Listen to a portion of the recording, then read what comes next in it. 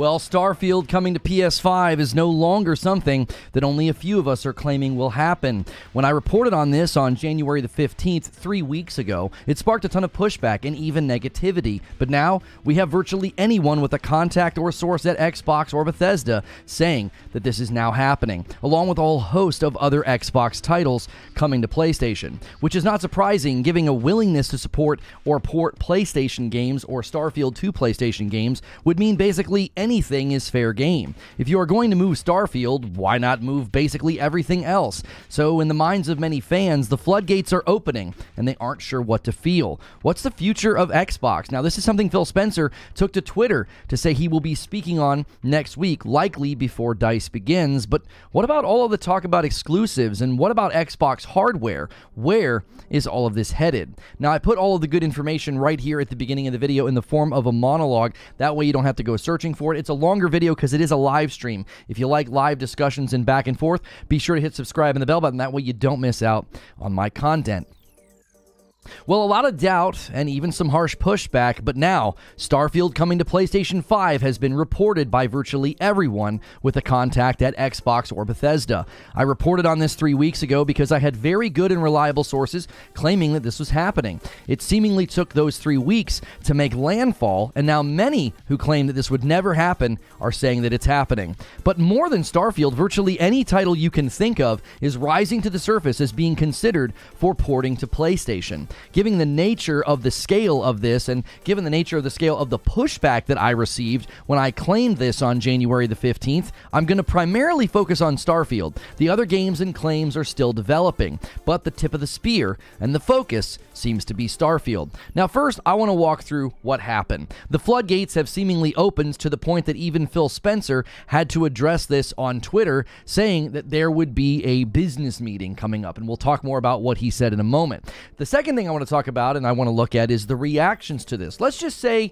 there are some very upset Xbox fans. Ultimatums and calls to action are being made, and I find it all comical because, well, we'll talk about that in a moment. Lastly, I'm going to tell you what I think. And yes, we are once again faced with the temptation to say, I told you so, but I would rather focus on what's next, as some fans are reeling, unsure of what they should even do or where they should go. A lot of people may be looking for a gaming community home. Maybe less attacking and more gaming is the best path forward. But let's start with what happened. Well, it all started about 3 weeks ago when we reported on this here at Reforge Gaming. And even before that, there was somebody on a forum, and they claimed that Starfield was not the only title that was going to be coming to PlayStation. And early, about a year ago, I had a video where I speculated that Starfield would be a timed exclusive. In the middle of 2022, I speculated that Starfield would be a timed exclusive. When Phil Spencer said that we would see less and less exclusives, I said, I think this is what he's talking about. And then if you looked at the language around Starfield when it came out, it seemed like they were leaving the door open. Well, the seal was first opened when the Hi-Fi Rush and the Sea of Thieves rumors began swirling around January the 9th of this year. And then on January 15th, we ran our own story about what we were hearing about Starfield. Now, things generally quieted down about it until over the weekend of February the 4th, Xbox Era brought it all to a head. According to Insider Gaming, this is what they had to say. In a new report published by Xbox Era, it said that Starfield will be coming to PlayStation 5 following the Shattered Space expansion release on Xbox, which is scheduled later this year. Now, this lines up with my own theory about the updates to Starfield every 6 weeks in 2024. How else would you justify that level of commitment and update if not for sort of a big 2.0 turnaround moment? You got a DLC and then bring the game to another platform after the fact. I even theorized that that's how the timing would play out, and it seems that that's the way they're going to handle it. Now, Insider Gaming continues and says that the report outlines that Hi-Fi Rush and Sea of Thieves will also be coming to rival platforms soon, with the announcement that Hi-Fi Rush could release as soon as Q1 of this year. Now, this lines up with what Stephen Totillo had heard about Sea of Thieves happening early this year, that these smaller titles, or the ones at least that had cropped up to the surface, that they would be arriving first. And it makes sense as to why Hi-Fi Rush was getting DualSense and like logo updates.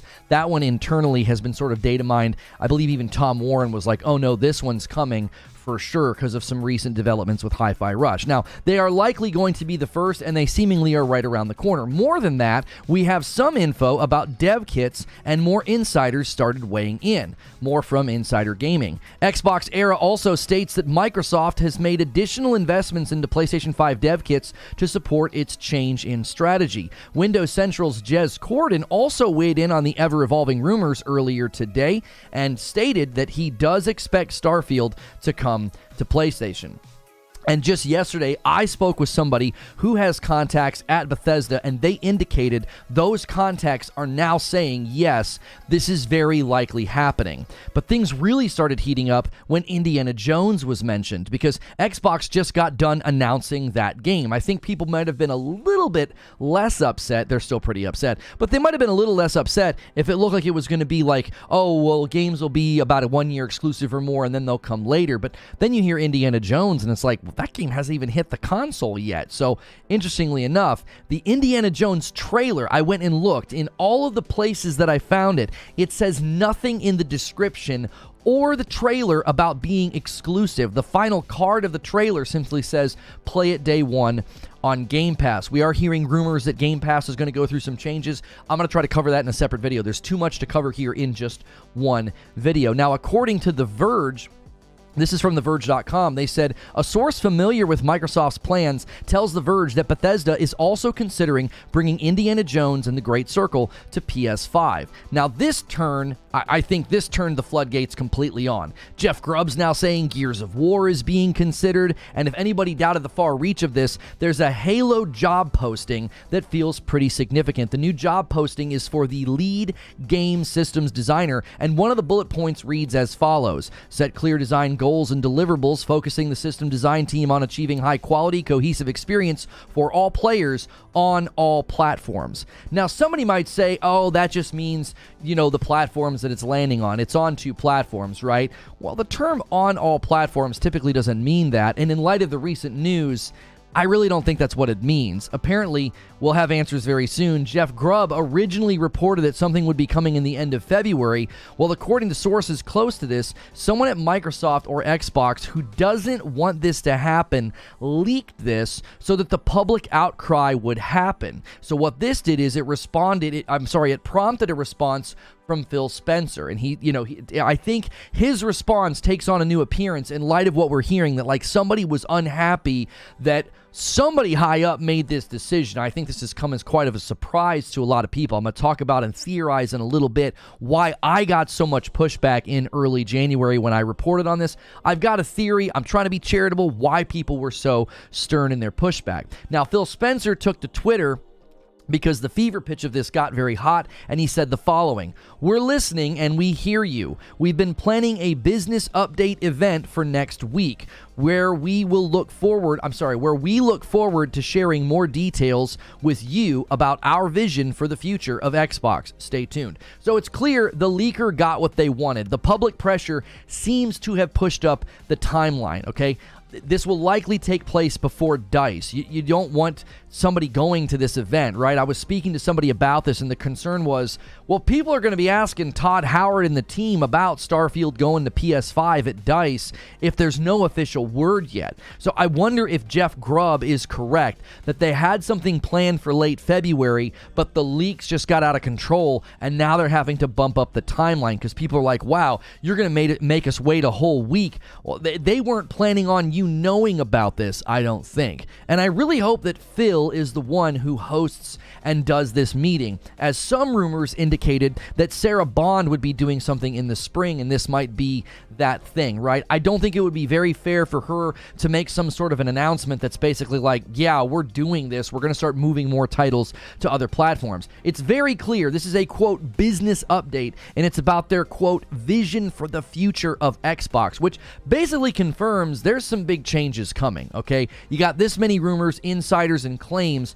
all landing at the same time, and I'm going to give you my theory about why that's happening, which should make sense of why I got such harsh and strong pushback in my video 3 weeks ago. It doesn't justify the nastiness and the toxicity that took place on Twitter. I don't expect apologies from anybody, I'm not going to name names, but I want to. But before I do that, we need to look at the reactions to this, okay? They're pretty severe. And honestly, some of them are amusing, but some of this is just downright sad. The first reaction that's shown up in a variety of ways, but the spirit of it is basically the same. I'm seeing a lot of people saying, I'm done with Xbox, okay? The level of severity on these types of responses ranges from the comical to the pitiful. Some tweets and diatribes read like satire, almost as if The Onion created a bunch of brand-loyal personas. But some of the responses are just sad. Some people feel absolutely betrayed and even lied to. And I have to say, I get it. I completely understand why you're frustrated and why you're angry. I went through this in 2022 and in 2023, largely feeling like the promise of Project Scarlet marketing and the Series X marketing, it simply wasn't coming true. It's why I kept stressing throughout my coverage, I'm on your side. I was taking up for the consumer with the promises made to us when I was critical of Xbox the last couple of years. I wanted better from Xbox this generation, and big spending and leaning more into a publishing role is understandably disappointing for the most heavily invested fans. But this is also a cautionary tale. Something I consistently pointed to last year and even this year, I never made it personal. I never attacked anybody. I never felt like I needed to attack anyone. The instinct from so many was to attack me and others personally, simply because we were critical of Xbox or the Activision deal. I've been called every name in the book for being critical of a company. And now, a lot of you are reaping what you sowed. You fully integrated too much of your identity into a brand. That's not a healthy way to live. Your value, your satisfaction, your happiness, your mental well-being should not be heavily tied to a brand. It's why you feel personally attacked when someone like myself can turn a camera on, and if I'm critical of your favorite company, you feel like you need to retaliate, and insult, or attack because you feel attacked. Nobody sees the craziness in that. I make videos and streams about video games and the gaming industry, and the response? Not disagreement or friendly debate, personal attacks, slander, defamation, crazy levels of targeting and harassment, even my family, even my business. Why? Because I'm critical of a company. The existential crisis that many are feeling and facing right now, it's self-made. You did this to yourself. Now, another comment I'm seeing in this vein, I'm seeing people saying, I feel lied to. Yeah, me and you both. Go back and really watch the Project Scarlet marketing. Watch the Xbox Series X trailer. It's like brand loyalty blinded so many people to just accept whatever happened. Like, as long as you were getting games on Game Pass, apparently you didn't care that nothing was happening that they said was going to happen. Exclusives going to PlayStation seems to be a bridge too far for many fans. Maybe this can serve as a wake-up for folks, and they'll finally see why a lot of us have been so critical of Xbox and what they did this generation. They misled the public. They marketed and sold you a vision of a platform that never happened and never will happen. You should feel lied to, because for all intents and purposes, you were. Now, another thing I'm seeing, which is a great source of entertainment, is legendary receipt pulling, okay? Now, this has obviously been a great source of vindication. Seeing dishonest folks get taken to task and having their receipts pulled and put on blast is, well, it's a form of justice, to be honest. A lot of people obfuscated, misled, or just flat out lied to the public, and seeing their credibility further damaged, that's good for the market. Bad actors? Exit stage left. We don't really want to hear from you anymore. I also had a lot of people saying this to me. Remember when everybody attacked you about this? Yes. Yes, I do. It was not fun. And no, I will not be responding in kind. And I hope that sends a clear message. I simply don't attack back. I don't retaliate. I don't find that to be helpful. Yes, those who attack me get blocked on Twitter or banned in my chat, but I see no reason to get in a mudslinging contest on Twitter or with my own response videos. The litany of videos and hate threads about me can serve a purpose. It shows the character of those creating them, and like much of the hate thrown at me historically, it's not aging very well. The last response I'm seeing is people sort of saying, hey, the CFO, the CEO, and Phil, they tried to tell you this was coming, right? You should have seen this coming. Just yesterday, one of our community members found a clip of me from August of 2022 where we were covering Phil saying there would be less and less exclusives, and I theorized that Phil was hinting at timed exclusivity on Starfield. And even recently, when we tried to cover the CFO's remarks or the CEO's remarks, there was so much bad faith framing, so much denial, right? Oh, they're only talking about Activision Blizzard, which made zero grammatical sense. It also wasn't even logical. Why would the CEO say that the future and the health of Xbox is finally doing what they set out to do and making great games and putting them off platforms? And unless he meant it, did he really say that grand sweeping statement in a shareholders meeting or a shareholders call, and he was only talking about Activision Blizzard? People assumed that shareholders or investors at a Wells Fargo summit would ask for broad vision about the future, and, well, they would just happen to know that the CFO and the CEO really meant just Activision Blizzard. At some level, a lot of you deserved to be blindsided because you were willfully wearing blindfolds. So, let me give you my thoughts on this. First, I just need to say something that needs to be said. I never claimed I had sources at any of the companies, so the pushback and the disgusting hate campaign against me was all based on a lie. I doubt anybody from any reputable organization that threw in on that is going to publish retractions, apologies, or even address it, because that's simply not in their nature. As it turns out, those who had sources at the companies were actually the last to find out about this, which likely led to a lot of the passion and even the anger that was directed at me. That's my theory about what happened here. I've spoken to somebody who has contacts at these companies, and he basically confirmed my theory to be true. Those who have contacts or sources at these companies, well, those sources tend to be fairly low on the totem pole. Nobody's out here texting with Todd Howard or Phil Spencer to get the scoop on what's coming. And my theory is this didn't even come from Xbox. This didn't come from Phil Spencer. This came directly from Microsoft, to the point that I think both Xbox and even Blizzard Activision were completely taken by surprise. Paris from Kinda Funny, he indicated recently as the Game Awards, that PR from Blizzard wanted him to interview Mike Ibarra about the future.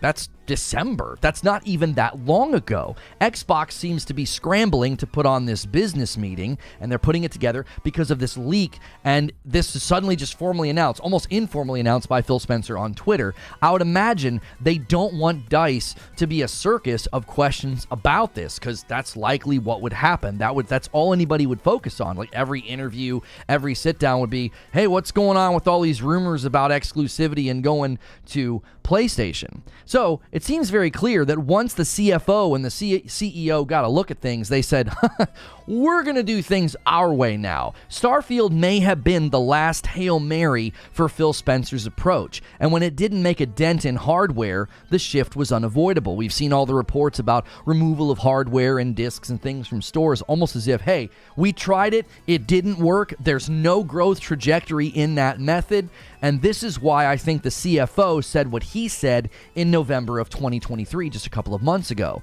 Even the very week before, Phil Spencer told Famitsu he considered Nintendo and PlayStation as part of the Xbox community, and the interviewer picked up on the change. So I feel this change was put in motion late 2023 and early 2024, which is why Blizzard and Mike Ibarra didn't see it coming. It's why people with sources didn't see it coming, because the financials just didn't make sense. Microsoft spending that kind of capital to back a losing horse strategy. Why would they keep doing that? They're not just going to continue to lose the console race trying to leverage exclusives that weren't helping. They got a bunch of people to sign up for Game Pass. It was the single greatest sign up of Game Pass in a single day, but hardware distribution was not impacted. Now, this leaves two giant questions. What's the future for Phil Spencer, and what's the future of the Xbox hardware? I think losing Phil would be a huge blow to the brand, but also to the company. He's connected. He's shaking a lot of hands. He kept Xbox in the fight. The man deserves to stand tall for a bit if this move leads to increased revenue and profits. It's clear that Sarah Bond is the future face of Xbox, but Phil could be hugely instrumental if he stays on as well. But then there's the question of hardware. What's the point of having an expensive console? And they're almost always a loss lead for the company. If you move away from exclusives, why bother? It makes sense that the next console may end up being a console cloud hybrid, something lower in cost, there's less loss or no loss on it, and it just serves as an access point to Game Pass, which we're hearing that even Game Pass could be changing. We'll do a future show on that, I'm sure. But for now, it looks like the future and the evolution of Xbox is hit hyper speed. And we'll have to wait for Phil Spencer or Sarah Bond to cast the vision for the future. But that's just what I think. What do you think? All right. Let me give you my closing thoughts and conclusions, because I got a lot of crap with a lot of you people. I'm just kidding. I really want to do that. I'm going to a little bit. I'm just a teeny bit, okay? The first thing I want to say is this. Even today, I'm seeing clips of tweets or people saying that they feel betrayed and that years of support and investing in the brand and the ecosystem just feels wasted, okay? Maybe we can find some common ground between us now. I said all last year, and I said it a little bit in 2022, that my Series X felt like a broken promise. Some seem to just now be waking up to the bigger picture. That's why I said, in the clip that, got me in hot water, I said, stop holding the line, start drawing some lines, have some standards, hold this company to what they promised you. Like, I'm not a hater, I'm not a pony, I'm an Xbox fan that felt jilted and frustrated. I felt like I wasn't getting what I bought into. And now you're feeling the very same thing. It's just that you were willing to tolerate a little bit more than I was. The second thing I want to say is, suddenly deciding now to tell the truth, right? That's not anything more than admitting that a lot of you have buckets of egg on your face. All the obfuscation, the dishonesty, the false framing, misleading the public with your tweets, your videos, and your podcasts. Some of you didn't just do this as like part of a brand or like a shtick on Twitter or a persona.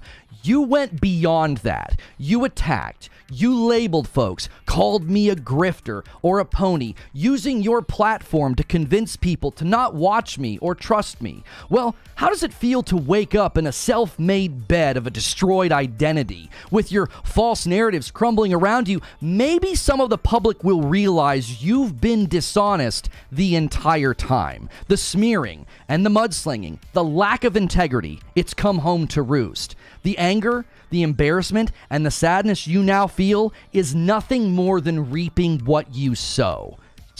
Relish in that. You did this to yourself. My conclusion is this. The good news is, folks can change. Communities can shift. They can adapt. They can learn from this.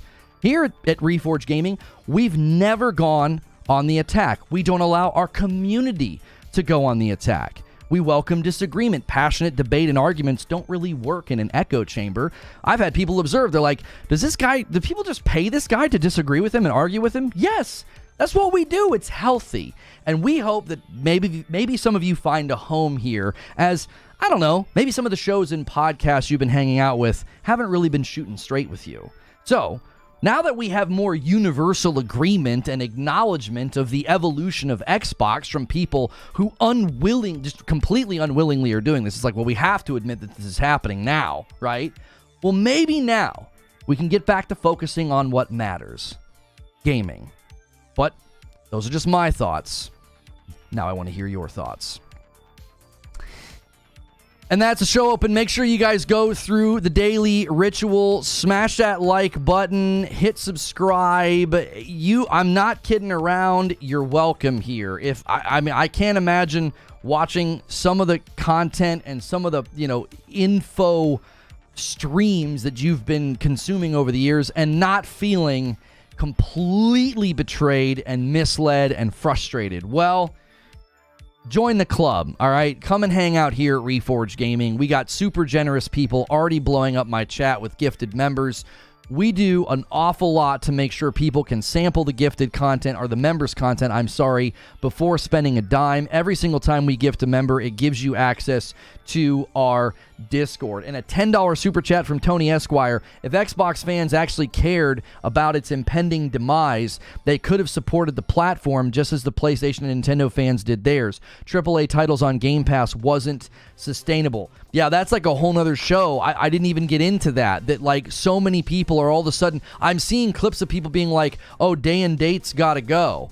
Well, now you want to get rid of day and date? Now? It's just too late, bro. Like, y'all backed bad business, unsustainable models because I don't know why. I think some of it just came down to fandom. Some of it came down to ignorance. I got to thank these people that are gifted members. You guys are going buck wild. A 10 bomb from Behemoth trying to start a 10 bomb member train. Han shot first and so did you. Thank you, Behemoth. Mash jumps on and says, hey, I'll do a 10 bomb. And then a 5 bomb from Victor Mayhem and a 5 bomb from Wired Rope. That is 30 members plus 1 from the Superfly. We're already past the first goal of 25 members. If you guys can get 3,000 members before Friday night is Hilly Hijinks, and everybody can come. Gifted, VIPs, normal members, everybody can come. And if we hit 3,000 members before Friday, Hilly is who I'm playing with. If you guys have never been here for a Hilly Hijinks stream, they're really, really fun. He has to play Helldivers, and he can't use a gun. It'll be hilarious. Let's hit that goal. Ravenstorm with a 10 bomb. We got a 10 bomb train going on right now. Join in. Let's get the discussion going as best I can. Thank you so much, Ginger Prime, for 29 months, and I appreciate the support on Twitter. Ginger was like, give this man his flowers. He said this 3 weeks ago, and you all came for his head. And it was true. It was true. How good are your sources if they find out last? You know, where are your sources now? DK Beggar with a gifted member. Thank you. And a 20 bomb from Krayos coming in and taking us from 42 all the way to 62. The man himself. I haven't even left the fan funding page. I can't see chat. And another one comes in from Joker Quinn. You guys are absolutely insane. I will take flowers in the form of gifted members. Thank you very much. If you've made a hate video about me, assault video, if you've thrown me on your podcast, where are my flowers? Say my name. Say it. I told y'all this was going to happen, and I got roasted. I got made fun of for it. My video about, like, it might be a timed exclusive. I don't know. Just buy an Xbox, pony. I have an Xbox. And just like you, we're now questioning why we have one. We're all in the same group now. We're all on the same team now. We're like, why do we have this thing?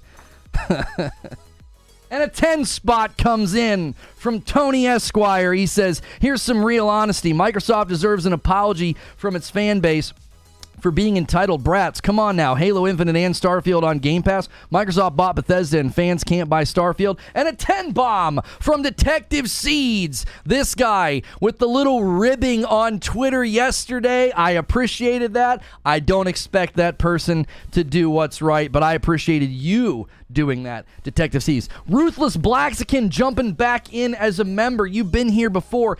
Make sure you're at the $6 member tier. The $5 tier is titled Gifted because it's reserved for people when they gift memberships. K. Cole with 15 months of memberships, and it's a VIP. So we are smoking on that I told you pack.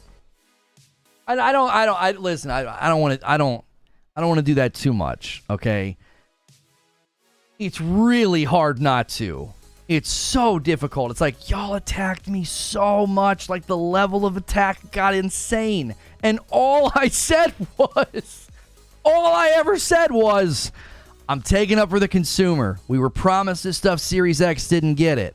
I feel like Starfield's going to come to PlayStation eventually. It's just a gut feeling. And I got attacked for that. It's like, what the heck? It doesn't even make any sense. I've never attacked a single one of these people. Not once. Detective Seeds with 20 months says, have a great time today. Thank you. Mike on the mic with a VIP, 23 months, says, one more month for that red badge. Appreciate it. Welcome back, Mike on the mic.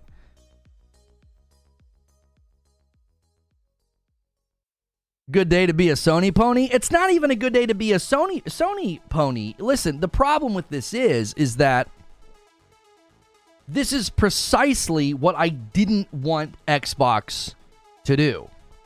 I would have much rather them had taken all the money they spent on acquisition and invested it in their studios instead of having 343 on their, half the studios on a contract. I would be so much happier right now with a Halo that's killing it, and a super successful, Starfield with soaring review scores. Like that's what I wanted for Xbox. I wanted Project Scarlet and the Series X. I wanted that vision to become a reality. This isn't what I wanted. I didn't want this. I was like, you know what I really hope? I really hope they don't really make good on the Series X promise. Like when I bought the Series X, that's what I was hoping for. I was like, I really hope I don't ever really use this. Yeah. I hope they bring all their games to the PlayStation 5. I didn't have a PlayStation 5 at the time. Well, I bought the Series X first. I was like, come on, man. I remember in 2019 being like, I can't believe they're talking about frames per second, because I was always banging on the frames per second drum, and people always told me, Lono, they're never going to talk about frames per second. It's always resolution. Resolution's the marketing drumbeat. And then when they walked out in 2019 with the Project Scarlet and they said up to 120 FPS, I'm like, oh my gosh, they're going to do it. They're going to focus on the things that I value. Hang on a second. Hotshot with 9 months of a membership. State of play today. We'll have Phil Spencer show up and say they're going third party. I don't think that's going to happen. Creature with a $5 super chat hit. Is it Sunday yet? Is it over yet? I thought it was going to be over. Yeah, whatever happened to that?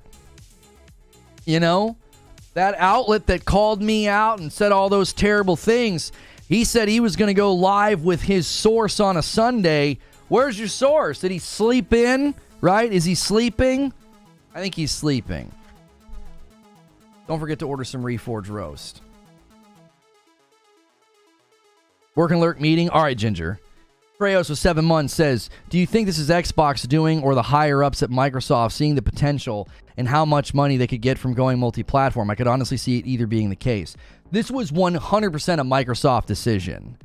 In all my research and talking to people that are in the know, I had a conversation with somebody who has contacts. This blindsided everybody. Nobody saw this coming.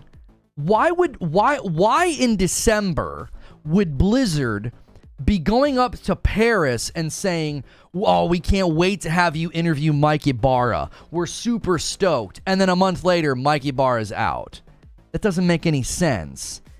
Microsoft walked in the room and was like, no, this is not what we're doing. All right. We've crunched the numbers. It's why the CFO sat down with Wells Fargo and was like, we're going to move our property into high margin markets. It's why the CEO sat down just recently and was like, we're going to put games everywhere. That's what we've always wanted to do.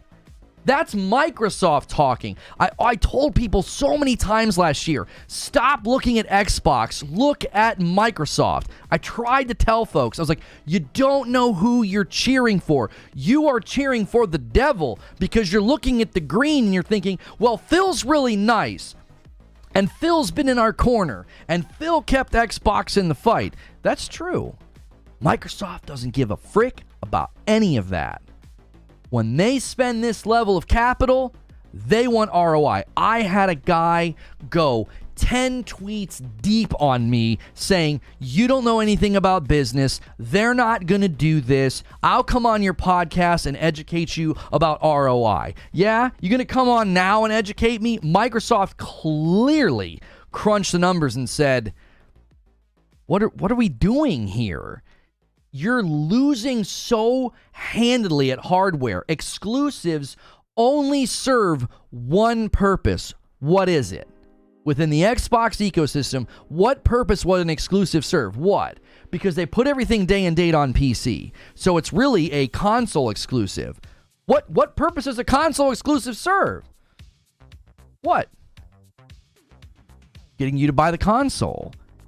If that's not working anymore, you would change strategies.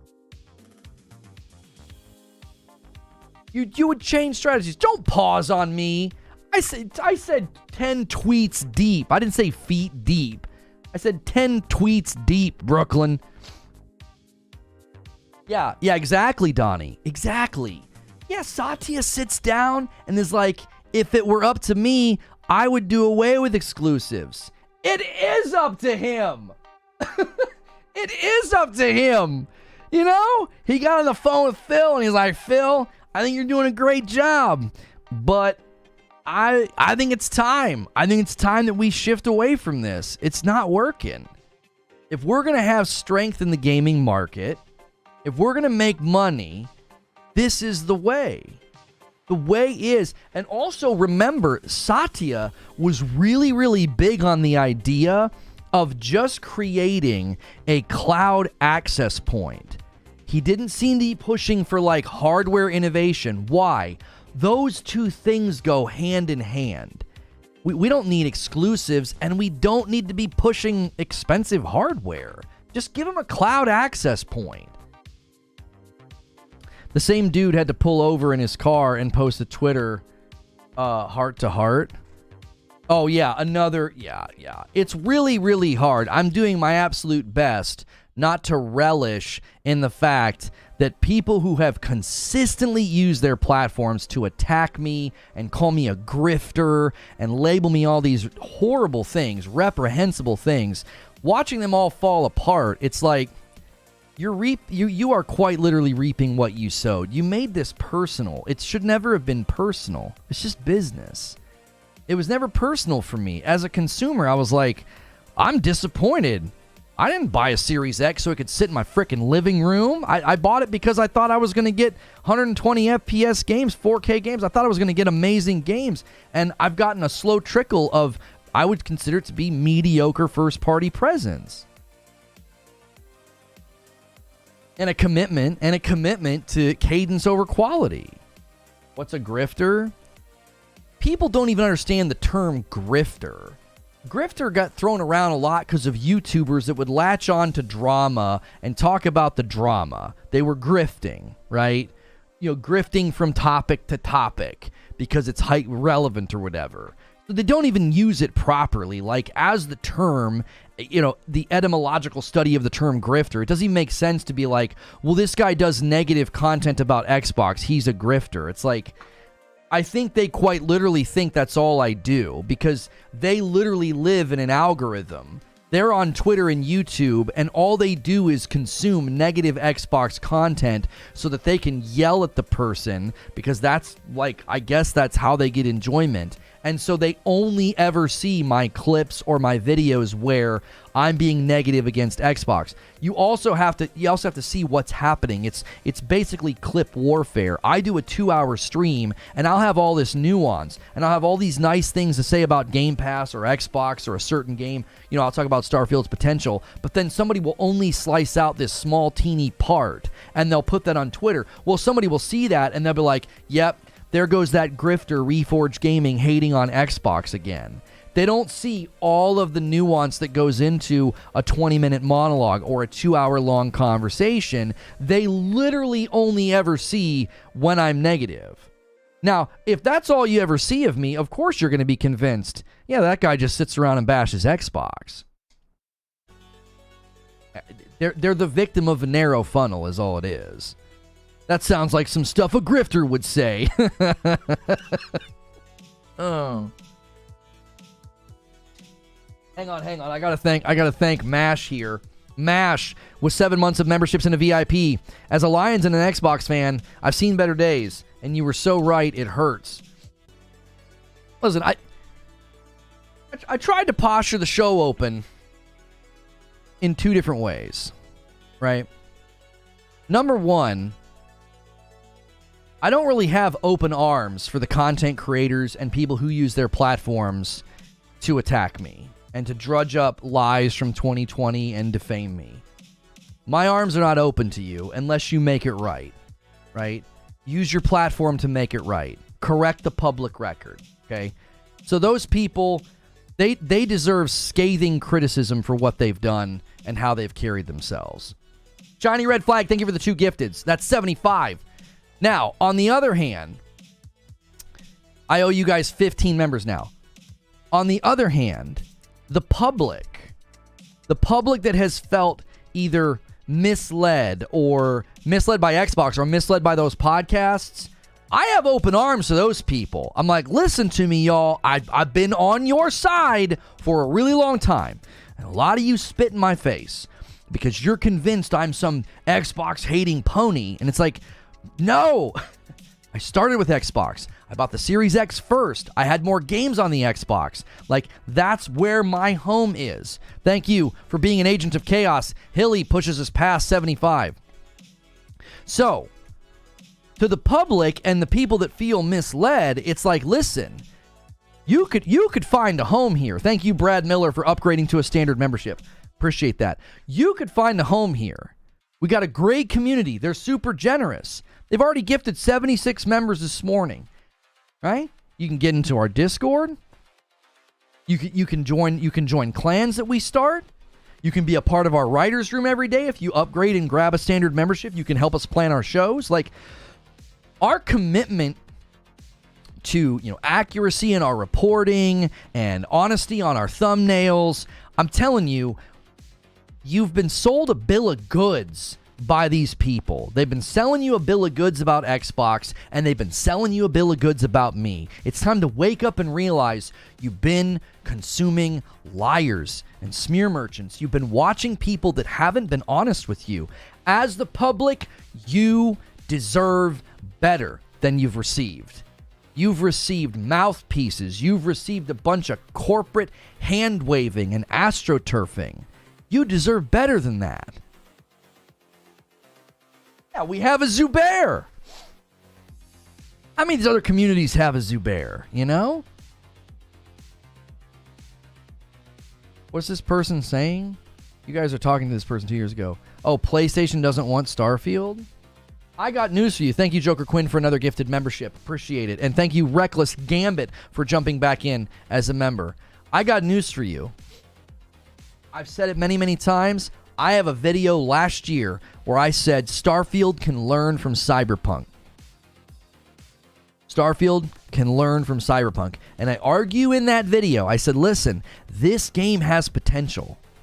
They could literally take this thing through and get it to a 2.0 moment, like a comeback moment. And guess what? They came out and said, we're going to update the game every 6 weeks, and then they got Shattered Space coming. That can be their 2.0 moment. It can be a completely different game by the time it lands on PS5. Imagine a game that touches or comes close to holding 60 and loading screens are gone. Imagine that's what we end up getting. And they've unified and fixed a lot of UI and a lot of the inventory issues. Come on.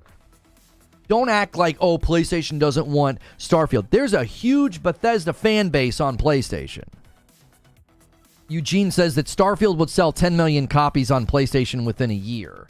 There's a huge Bethesda fan base on PlayStation. Eugene also said, we would have been better off if Microsoft was willing to invest in and nurture a proper closed ecosystem, but they're not willing to and or are incapable of it. As such, this is the next best thing. Yeah, to the people that think I'm throwing confetti in the air as a pony, no.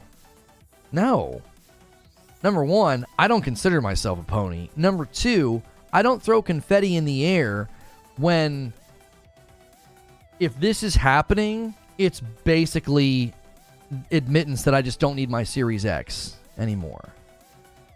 I need my Series X for maybe another year. And then after that, it's like, what's the point? If games start hitting day and date. Now, if they follow the PlayStation strategy, well, then maybe my Series X could get some use because they might start saying, hey, we're going to have games land on our ecosystem first, play it day and date on Game Pass, play it on Xbox, and then, like a year later it comes to PlayStation. Well, then at least my Series X still has some value. It's like, oh, well, I can still play the games as soon as they come out. I'm still retaining some value there.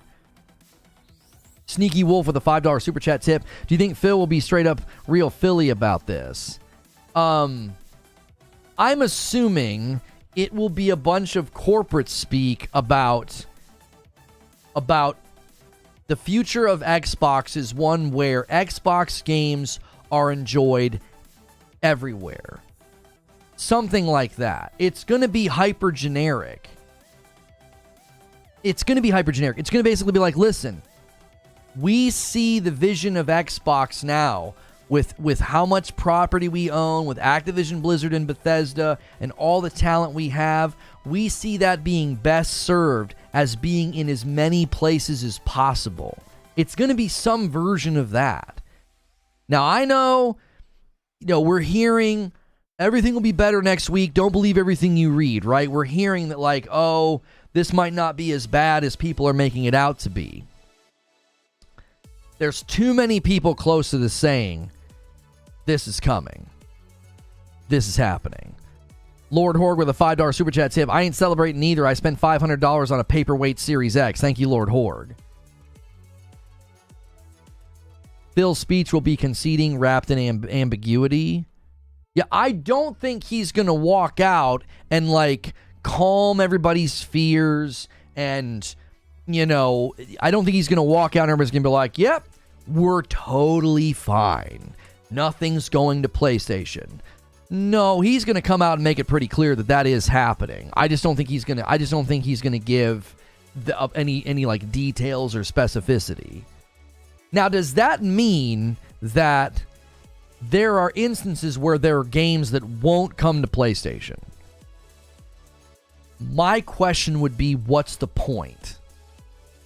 At that point, what's the point? If you're going to move Starfield, if Halo's being considered, if Gears of War is being considered. Now, this could all be a lot of smoke, no fire, just internal discussions about, like, yeah, we're considering doing this. The reason I don't think that's happening is because when the lowest people on the totem pole, when the news finally gets to them and it's like, oh no, this is happening, that's not some, like, conference call where they're like, okay, what would the ramifications of this be? That would trickle down and it would be like, we're not doing it. They're just thinking about it. No decision's been made.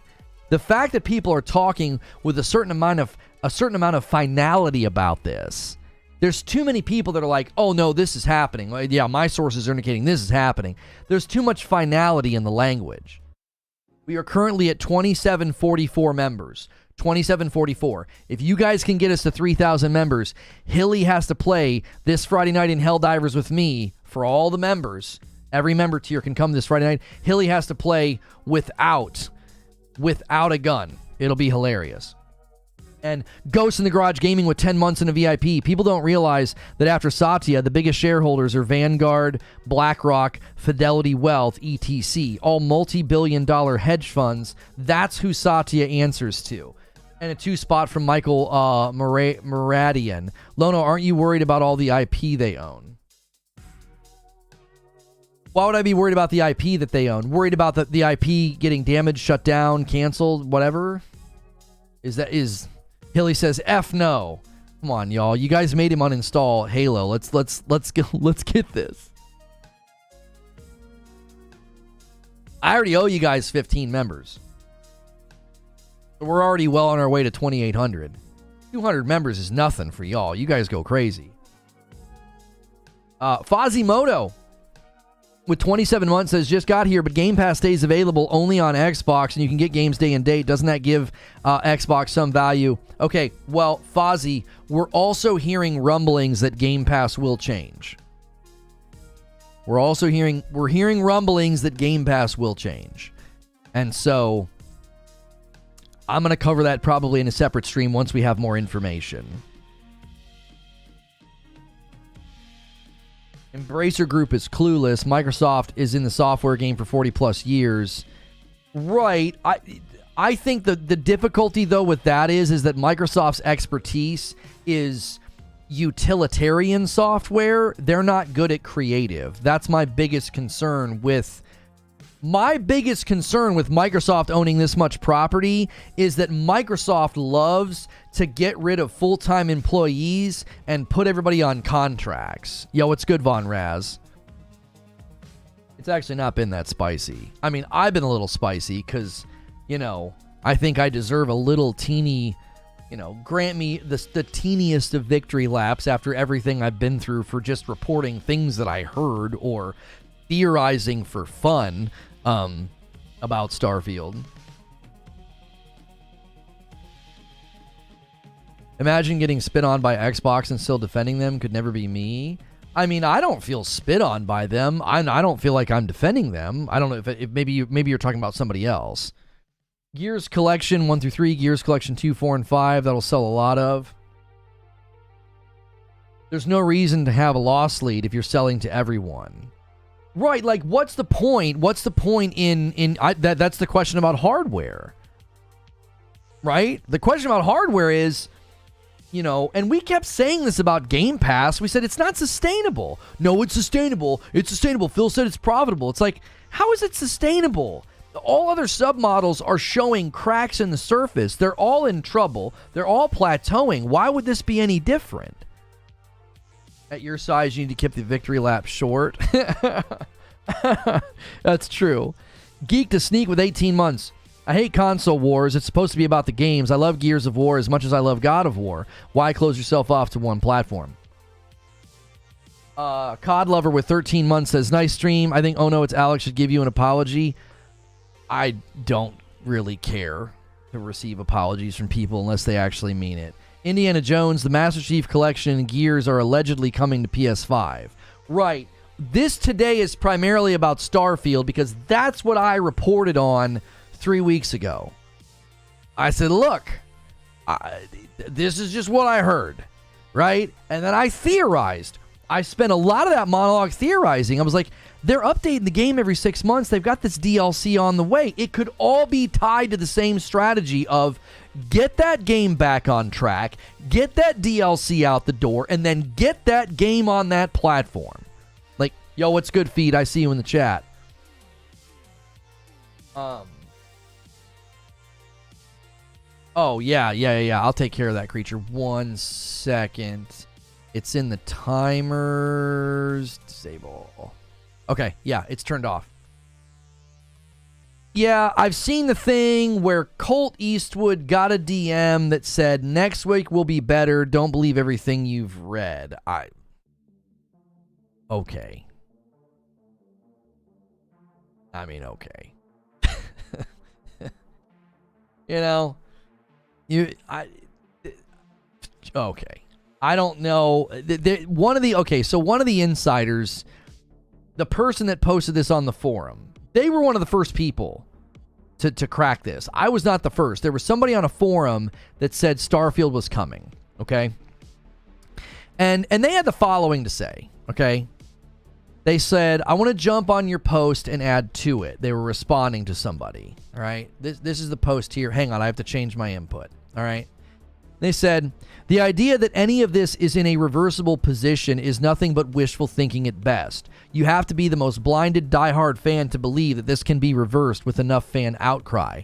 Games don't just magically come out on consoles because you want them to, especially if they are big games. Yes, Hi-Fi Rush is a big game in this context. Each publisher signs a series of agreements to put a title out on a console in order to release it. These agreements are binding. Yes, you can do something like, say, cancel your game, but if you're planning on releasing it on a platform, there are a myriad of terms you must agree to. Sony and Nintendo have known for a long time now that this was happening. The other third parties did not. This is becoming a big deal for third parties behind the scene, by the way. Microsoft did not adopt this position lightly or with the notion of reversing course. This is a maneuver born from fiscal responsibility, not due to choice. So, you know, you can get a DM saying, hey, everything is going to be fine. Don't believe everything you read. This is being driven by, as we said so many times last year, I got so tired of saying fiduciary duty, right? Fiscal responsibility is another way of saying that. Albert Fourline with a $5 super chat tip says, I just had to catch you live to tell you you were right again. Got to give you credit. I appreciate that, sir. Thank you. Hang on. Did I miss? James with 19 months said, and a VIP. Thank you, James176, for 19 months in a VIP. He says, Phil had a great vision for cloud. Would it be fair to say Satya Nadella had a bigger vision of putting it everywhere? I don't think that's unfair to say, James. Rabbit with 12 months on a gifted says, we are definitely in biblical end times if Halo is potentially coming to PlayStation. Von Raz says, so what is the consensus of this overall Xbox trend? From your opinion, do you think that Xbox is slowly stepping back from the console space? If so, will PlayStation become the Apple of the gaming space? Right. So there's been some concern about that. Paris tweeted that, his concern would be you're going to start to see $100 games. I don't know if that's a legitimate concern in the immediate future. I think in the long-term future, games were going to do that anyway, right? I think there's a passive presumption in that concern that what Game Pass was going to endure for years and protect you from that. I don't think it would. I don't think Game Pass is going to endure for years. I think it will go through radical transformation. We predicted that all last year. We said Game Pass has got to change. They're going to announce changes. There's no way it can stay this way, especially now that it's plateaued, right? So I think games were going to do that anyway. I think games were going to head to more expensive cost. I also think we're going to see more games launch at $40 or $50. Does that make sense? I think the concern over game prices, I get it. But the big, huge budgets and the big AAAs, like a Last of Us Part 3 or a brand new God of War on PlayStation 6, those are going to be really expensive games. They might try the Spider-Man strategy like they're going to try with Spider-Man 3, which is apparently breaking the game into 2 parts and selling each part for $50, disguising the fact that you're buying a game for $100. Okay? That's obviously a strategy that companies could employ, but I also think you will start to see. He's using whataboutism. No, that's not whataboutism. It would be called slippery slope. Anyways, I think you'll start to see more of the smaller scale games hitting $50, hitting the $40 to $50 mark. I think we'll start to see a greater diversity in game prices. I do. So I get the concern. I think the concern at some levels valid. I think at some levels it's not valid. I don't think PlayStation rubs their hands together and is like, sweet, the next Xbox console is a cloud hybrid. They're out. Next PlayStation 6 is $1,000 and every game is $100. I don't think they would do that. Anybody who understands basic economics knows the price of the item is not set by the company. It's set by the consumer. We determine the price of things by what we're willing to spend and buy. It's a relationship that's back and forth. It's not like there's this single causal relationship where the company comes out and is like, yep, that's the price. And we're like, oh. If they tomorrow said, Xbox is out of the fight, games are now $100. There are realities to what that would do economically that would keep them from doing that. Their own market research, their own sales projections would say, if you do that, we make less money, therefore don't do that. You see, it's not that simple. Everybody has this, not everybody, a lot of people fall into this trap of having this Dr. Claw view of companies where, well, the minute they don't have any competition, they're going to make you send a blood sample to buy a video game. No, they're not. No, they're not. I'm not saying they won't raise the prices. I'm saying they can't do it as immediately as people are insinuating because there is a relationship with the consumer that you can't just disrupt because you'll make less money. Yo, Rabbit, thank you for upgrading to a VIP. I appreciate that. Dusk6, welcome back as a member. I always align with the majority consensus with 7 months says, I think it's time you show us the crystal ball. Your predictions are getting a bit too good. The jig is up. Where are you hiding the fortune-telling magic? Listen. I'm gonna be real with y'all, okay? I come from a long line of witches. No, I'm just kidding. I was able to do this for 5 years in Destiny. And that's where the nickname Lonostradamus came from, because it got to the point where people are like, you clearly have a source at the company. And I was like, I don't. They don't even like me. I just think that if you've been playing video games since childhood, as well as covering video games, analyzing the business aspects of the gaming industry, I actually think some of this isn't that difficult. Like, you want to give me credit. I'm not the only person who made these predictions. There were a lot of people that started looking at the tea leaves of what Microsoft and Xbox were saying, and a lot of people made these predictions. I'm not like the only one. I think that the reason it seemed so crazy is because it is pretty significant in its change. It is. Like, if you think about it, like, I didn't think this was going to happen when I bought my Series X. I didn't think that. Well, yeah, I'm going to buy this Series X, but they're not really going to do anything with the power, and they're primarily going to turn themselves into a publisher. Like, I didn't have the inside track on that.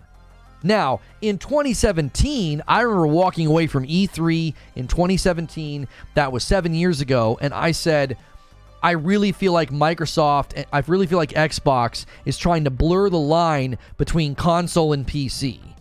They started making it clear that they were interested in a broader footprint of where games could land. And that was 7 years ago.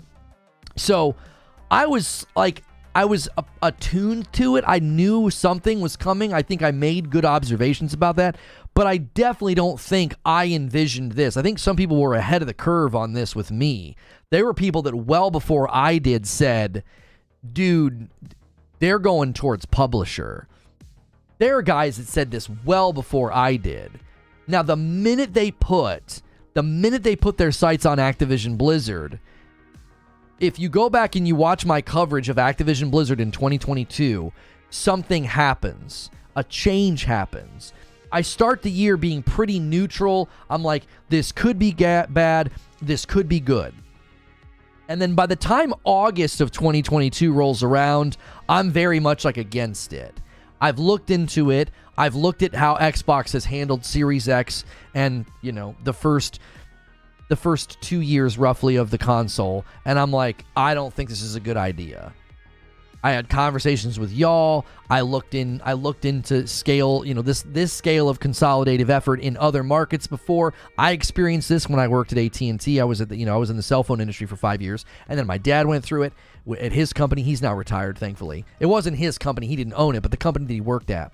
And so you watch through 2022, I completely changed my perspective on it as time goes on. I'm like, yeah, this is a bad idea. This is terrible.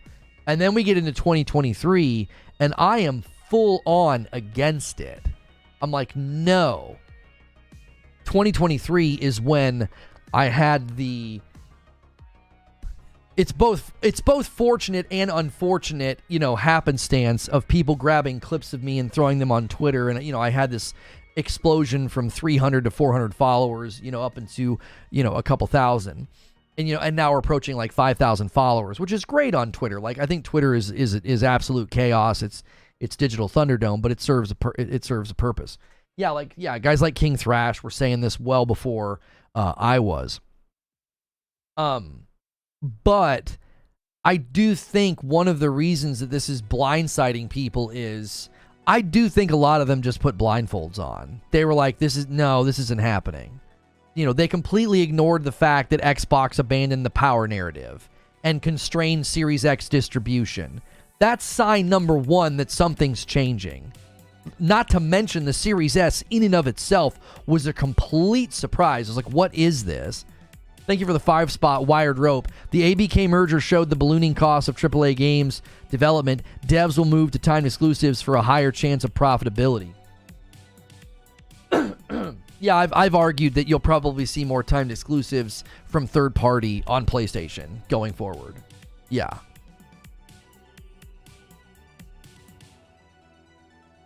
How's it going? Personally, wouldn't mind having Starfield on PlayStation 5 because I'm not into it, but it's cool for anyone who does.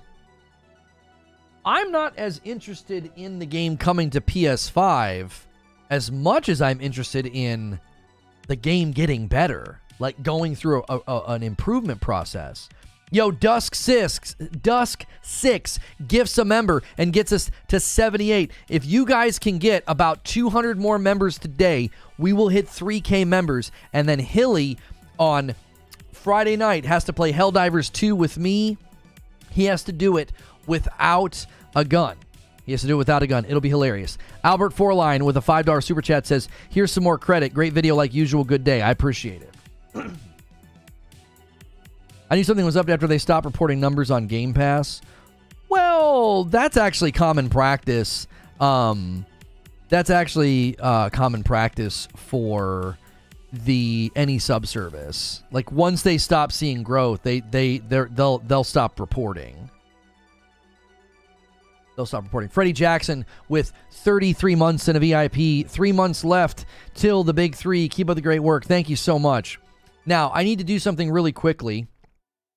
I intentionally wore this shirt because of talking about Starfield, all right? But you guys need to head over to Into the AM. They're having an anniversary site-wide sale, 25% up to 80% off. This is only going until tomorrow. Tomorrow is February the 7th, okay? Use code LONO or go to intotheam.com/Lono and you can stack my discount on top of whatever discounts they're doing. They have these amazing shirts, and I wanted to wear this one because of Starfield, but I've got to show you guys the quality of the prints there are absolutely insane. Look at the quality of that, right? It's on the back of this shirt. This one here it's got to be one of the best printed shirts I think I've ever owned. I'm a t-shirt connoisseur. I love shirts, and these guys make fantastic quality products. So use code LONO and go to intotheam.com/Lono. Jess Corden says he's not worried anymore. Well, here's the thing. I need to say something. I don't think this is going to be immediate. I don't. Like, I think there's going to be a process where people are going to be pretty upset, where they're like, why are you giving those games to PlayStation? But I also think that there's going to be a period of time where, like, you're still going to get exclusives. Like, you're going to get Hellblade 2 first, and Avowed, and Indiana Jones. How do they fit run? Normal. I wear medium, and they fit me. I mean, I'm not a very tall or large person, and so medium fits me, exactly right. Smalls are too small, larges are, they look like I'm swimming in the shirt. Wolf Saints with 5 months. How you doing today, Lono? Here are some flowers. Thank you so much, Wolf Saints. So I don't think this is as dire as some people were making it, but I do think it's a big shift. Because think about it from this perspective, okay? Think about it from this perspective. Look at the process of, well, it was just going to be Hi-Fi and Sea of Thieves. And now it's Starfield. And I think that's really, really uprooting to a lot of people's identity and like sense of, oh yeah, this is what we're going to win this fight. We're going to win this. That fight's over, right? Xbox is going to start putting the content where they feel they can maximize the profit. But that doesn't mean that you're suddenly going to have Xbox disappear into nothing. I just think there's just going to be a continued change. If the next console is a hybrid cloud, there's a lot that's a very different motivation to buy than a high-end console. Now we're hearing rumors they're going to do a 2-tiered system. They're going to do another high-end console, and then they're going to do some kind of a cloud hybrid handheld thing. I mean, I don't know. I mean, I could definitely see the handheld aspect, actually. I could be more convinced they'd be willing to do that than doing a high-end console. Devs could play on this, says Dark. Like Halo, for instance, could have a new model called Console Wars when they drop on PlayStation and Xbox versus PlayStation players crossplay. It would be so cool. I mean, maybe. Do you ever envision a time when Nintendo and or Sony reaches across the aisle and does the same thing? I think the biggest challenge for anybody ever feeling pressure or motivation to put games on Xbox is that the Xbox hardware footprint is so small. Like, it's just too small. The only aisle I could see Nintendo considering would be reaching across would be PlayStation, not PC, because of how much they pirate the games over there. They pirate Nintendo games very regularly. Like, Nintendo does not like that. So I don't know if Nintendo would ever want to set foot on PC. I really, really don't think you would ever see Nintendo jump over to any other platform. There's just no reason for them to. Their model works so incredibly well. I can't see them doing that. With Xbox's emphasis so heavy on cloud, I'm a little surprised they haven't released a handheld yet. Oh yeah, Sven, you said that, what, in November? This isn't a friendship group that needs to be healed. There's no reaching. Right, like, this isn't even Xbox reaching across the aisle. I remember when this news first hit, I remember seeing clips of people being like, well, you know, if I was Xbox, I wouldn't do this, right? I wouldn't do this unless PlayStation gave us a game. And I was just thinking to myself, this isn't your buddies having a poker night. Like, these are gigantic companies. They're not bartering like that. Microsoft isn't even saying, hey, PlayStation, do you want to meet us in the middle here? They're like, hey, we want to make a ton of money over there. We would like to sell our property over there. It's a completely different exchange and conversation. They're not like coming to the table like, well, we'd be willing to give you Starfield in exchange for one Ghost of Tsushima. Like, that's just not the way this sort of thing operates. I think too many people have gotten so deep into the weeds on this that they can't see the forest for the trees anymore.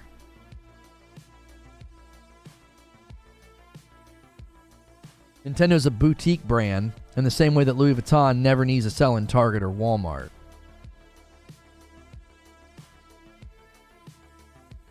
Honestly, console wars are so goofy. The company's already admitted it was all chill, you know? It's just fans causing a ruckus. Well, I'll be honest. I think that it's hard not to see the... I want to be careful here. It's really hard for me to not think that there was a pretty concerted effort the last couple of years to use publications, outlets, journalists, and YouTubers and podcasts to push talking points to AstroTurf. We have it on good authority. They were preparing Xbox-centric channels and outlets if bad news was coming. That, to me, when I drew attention to that, and people acted like that was totally normal, I was like, well, that's actually more disturbing than the fact that you just admitted that AstroTurfing takes place. You just postured as if this is totally normal for a company the size of Xbox to have contact with YouTubers and journalists and outlets to soften the blow of bad news. Like, that's not normal. No, you're now functioning as an extension of the PR department. You've not been handed a press briefing so that you can report on it. That's different.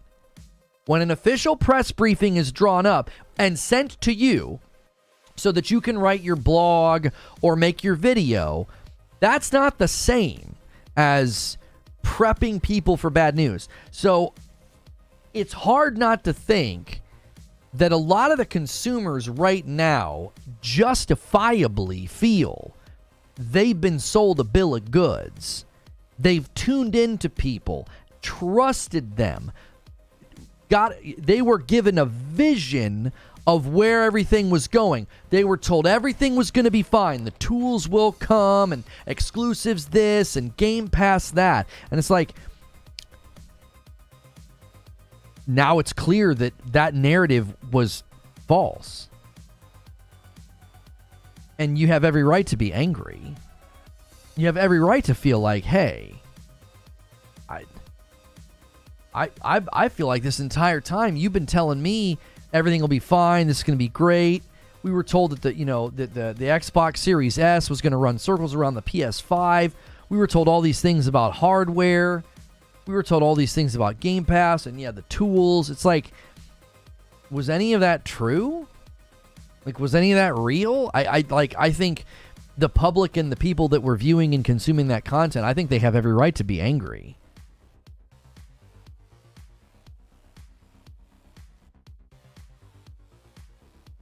The guy from Larian says, this whole thing should be a GDC talk on the damages of prolonged utilization of incentivized engagement and how it can adversely affect a community that has near generationally been developed into it.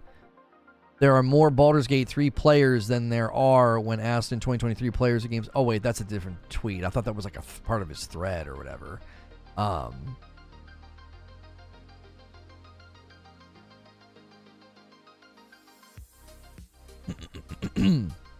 Yeah, Creature, you sent that tweet and it says 2 weeks ago. It was 3 weeks ago. Oh well. Wait, edit post. Got it. I'm going to edit the post to say it was 3 weeks ago. I just updated it. We actually reported this 3 weeks ago, not 2. Come on, y'all. Lono, I need more details on some of your Star Wars stuff on your right side. Just got the Galactic Empire Secret Lab chair and have a few collectibles.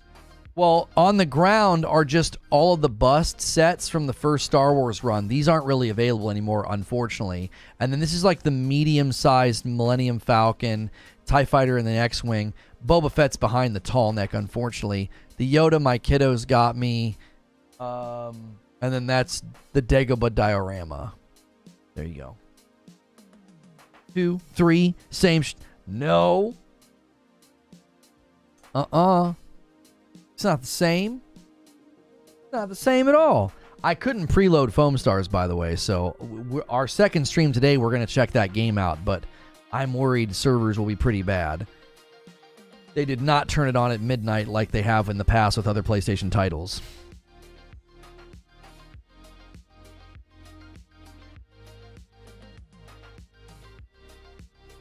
That's what he's talking about. They failed. Do you ever think they announced Starfield that they were going publisher, or maybe the beginning of the gen?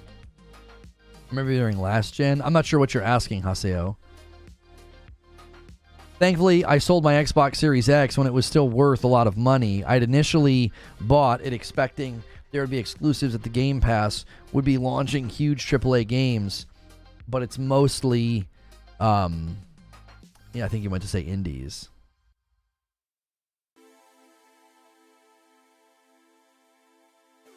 And then investigation details matter. Well, I think the real interesting thing too is to analyze the meltdowns and the rage and the anger and the existential crisis that people are having, and over what exactly? Over games that were once exclusive no longer being exclusive.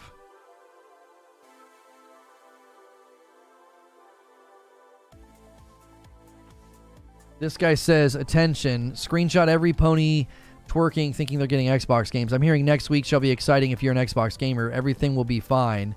Don't believe online rumors.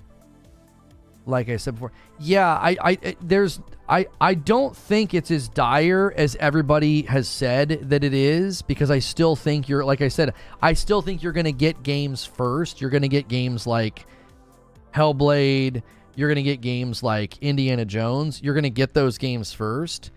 But I still think it's clear too many people said that this is coming for it to not happen.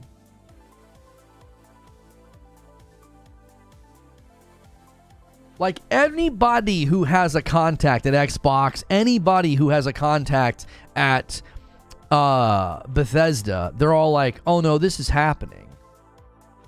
That's the story. The story's not like, is this the end of Xbox? You'll notice I didn't put that in my talk. I didn't put that in the description or the thumbnail. This isn't the end of Xbox. How did I end my monologue? I said, this leaves two pretty big questions. What's the future of Phil? And what's the future of hardware? Because this seems like a pretty big departure. Does that mean they get rid of Phil? I don't think they should, by the way. I think Phil should stay. I think you make Sarah the front person of the company, and you still keep Phil on because Phil knows too many people. He's too connected. He's done good things for the brand. But as far as the future of hardware is concerned, if they maintain timed exclusivity, then there's still a reason to keep hardware in the pool, in the mix.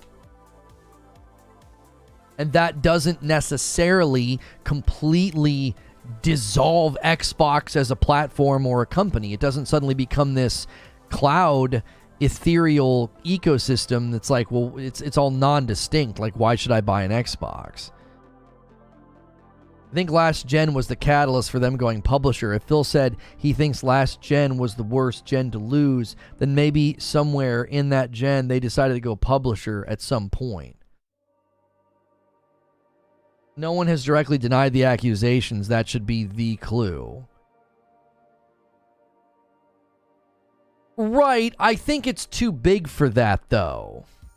Like, okay, I could imagine a world, and maybe I should have put this in the monologue to balance it out a little bit.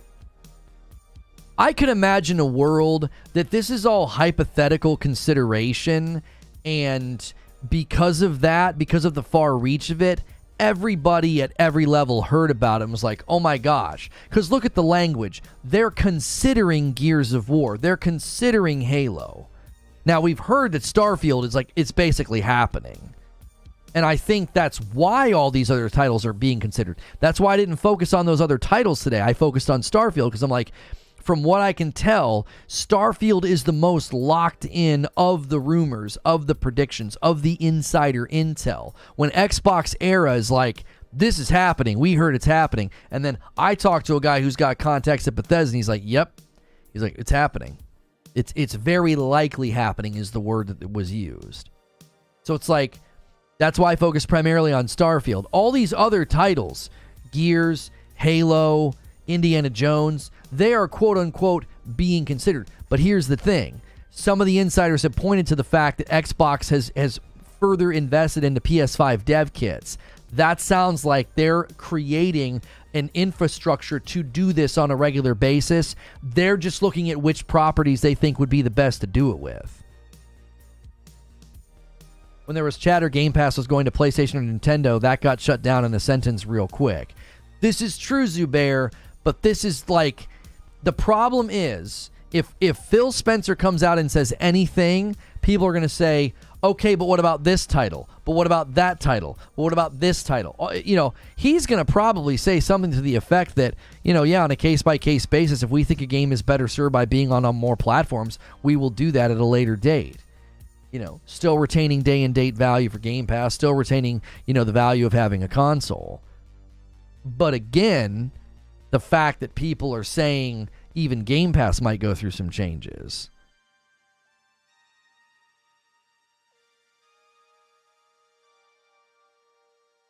Yeah, Team Ambush, that is getting tiring, having that like literally thrown on every Twitter thread about it.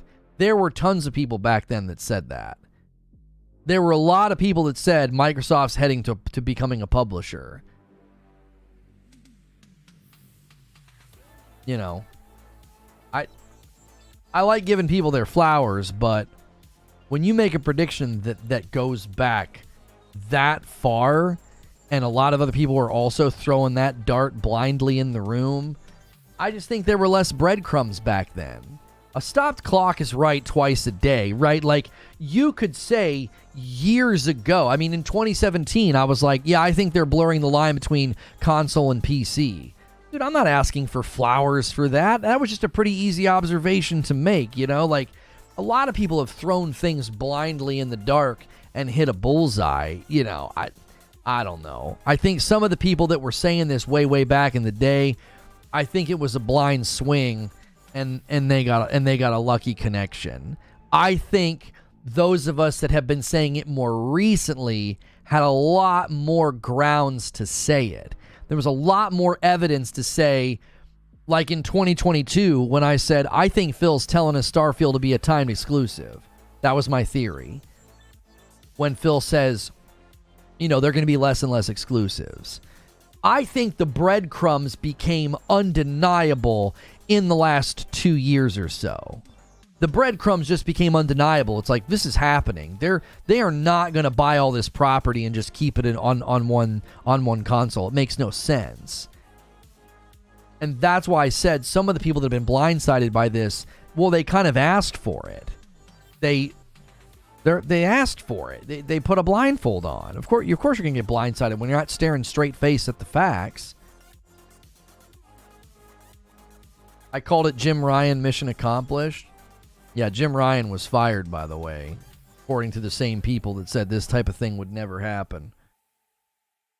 Do you think Microsoft goes more the Tencent or the Embracer route? I actually think Xbox will be a hybrid format for a while. I think they'll be a platform/publisher. I think the publisher role will become bigger. I think in about 5 years, we'll view them more as a publisher/platform or publisher/ecosystem. Because they're going to have, Game Pass on smart TVs, tablets, the cloud. There's this cloud access point that I think is coming. I don't think they're going to abandon having a presence as some type of a platform, whether it is, cloud or Game Pass on PC. Because Phil Spencer indicated in an interview that there are huge growth opportunities for them with PC Game Pass in the Asian market. And that's a big growth opportunity for Microsoft to get a foothold in a market that they have largely over the years struggled in. So I don't think they're going to completely abandon the idea of, well, yeah, we're just a publisher now. The people that are pushing that and saying, oh no, they're totally going to publisher, I don't know. I see evidence of them having continuing to have a foot in the ecosystem, having Game Pass on PC, Game Pass on your TV, things like that.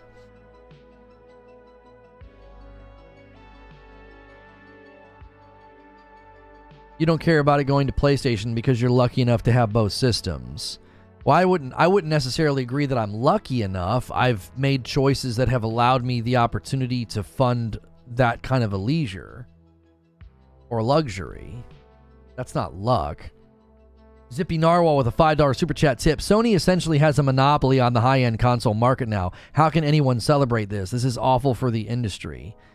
I think that's largely overstated because Xbox hasn't really competed for a while. I think that's something that's getting lost in the shuffle. Like, Xbox hasn't really been competing with Sony for a while, and Sony hasn't gotten this idea. I reject the notion that a company that size will get lazy or complacent. Like, I asked the guy from VGC, where's the evidence that Sony studios, like PlayStation Studios right now, are complacent? Where's the evidence of that? Where? You got 3 games in 2022, and you got PSVR 2 first-party game, an awesome DLC, and Spider-Man 2 last year. And this year, admittedly, the PlayStation Studios, the first-party owned studios, are dead quiet, and we don't know why. Now, to interpret that as complacency, I think that is odd. It's odd. Are the Xbox-owned studios complacent because we haven't heard from Perfect Dark or Everwild or State of Decay 3? Are they complacent? No? Well, then why would you interpret one company's silence from their studios as complacency but not the other? What's the difference? Explain the difference to me. If both companies have first-party studios that have been quiet for a really long time, the Coalition hasn't said anything. We know nothing about the next Gears game. Are they being complacent? I don't understand that. Why is the presumption that they're being complacent when, as far as we can tell, marketing strategies have changed and companies are staying more quiet? They're staying more quiet until later. Until, like, they're ready to say something. Like, I don't get why that's interpreted interpreted as a complacency in the market, or like, oh, well, if Xbox abandons hardware and only does like a cloud access point, yeah, PlayStation's going to get complacent. That doesn't make any sense. PlayStation is in contract with AMD. Do you really think that like the PlayStation 6 is going to come out and it's going to be slapped together and weak and low quality and bad and overpriced because Xbox isn't competing with a high-end console? We're presuming that happens. People are like, well, if that happens, conditional statement, right? If that happens, then PlayStation can get complacent. I'm like, why? Why would they do that? What tech company has ever like as far as hardware goes, what tech company has ever done that? Yeah, let's just slow down. Let's just not really innovate and do cool new stuff. Let's not make it stronger, better, faster. Let's not do that. We got a lead, so. Eugene says, prices have been relatively stable for 15 years. There's been almost no competition in that period. Why? Because we drive prices in the market. It's our money that talks in the market, says Eugene.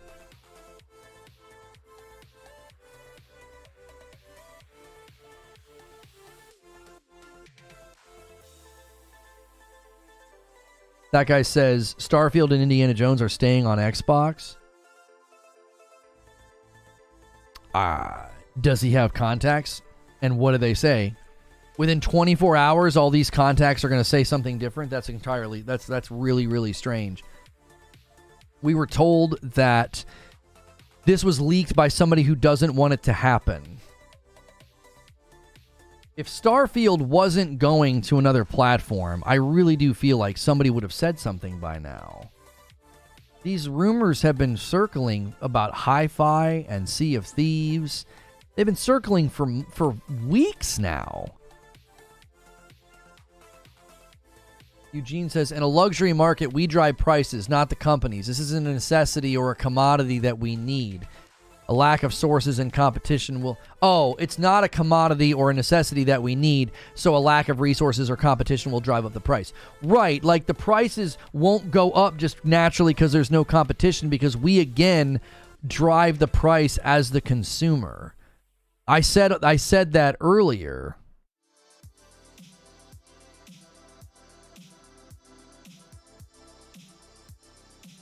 Yeah, people are now coming out and saying... you gotta wait. We should wait. We should be patient. You know, everything's gonna be fine next week. It's just gonna be really, really weird. This will be the weirdest turn of events if the whole thing ends up not happening at all. It'll be so bizarre. Even if it's not Starfield. Let's say Starfield doesn't come. They pull the plug on it and they said, no, we considered it and we decided not to do it. Okay. You were considering an awful lot of titles coming to PlayStation. What about the rest? That's going to be the hardest way to discuss this. If they decide not to, let's just say they decide not to do it with Starfield. They're like, no, we're not bringing Starfield over. We looked at it, right? We crunched it. We're not going to do it. But what about all the other titles? What about all the other games? If they've decided to not do it at all, that's extremely interesting, because everything Satya Nadella said, everything the CFO said, this is coming. This is what we're going to start doing. We're going to start putting our first-party property on other platforms. So then the question becomes, what is going to move? What is going to make the jump? Okay, Starfield, fine. We had very specific details on how it's going to happen with Starfield. They're going to update it. They're going to launch the Shattered Space thing, and then it's going to come after the fact. That's what Xbox Era said. How does all that change in a matter of 24 hours? I don't buy it. I don't buy it. It'll be very interesting to see what Phil Spencer says. Phil Spencer's going to have to... I believe he's going to have to say something on Monday or Tuesday. they're going to want to say something before DICE, because if not, that'll be all anybody wants to talk about. Like, they'll just be asking Todd Howard every interview, like, and he'll be like, I can't say, I don't know. To be fair, Sony should give God of War series to other PlayStation exclusives to Xbox, and Microsoft should give their games to PlayStation. What do you mean, to be fair? To make it fair? Why would we make it fair? We're not splitting dessert amongst toddlers in a preschool. These are companies with valuable property. There's literally no business angle. There's no revenue incentive.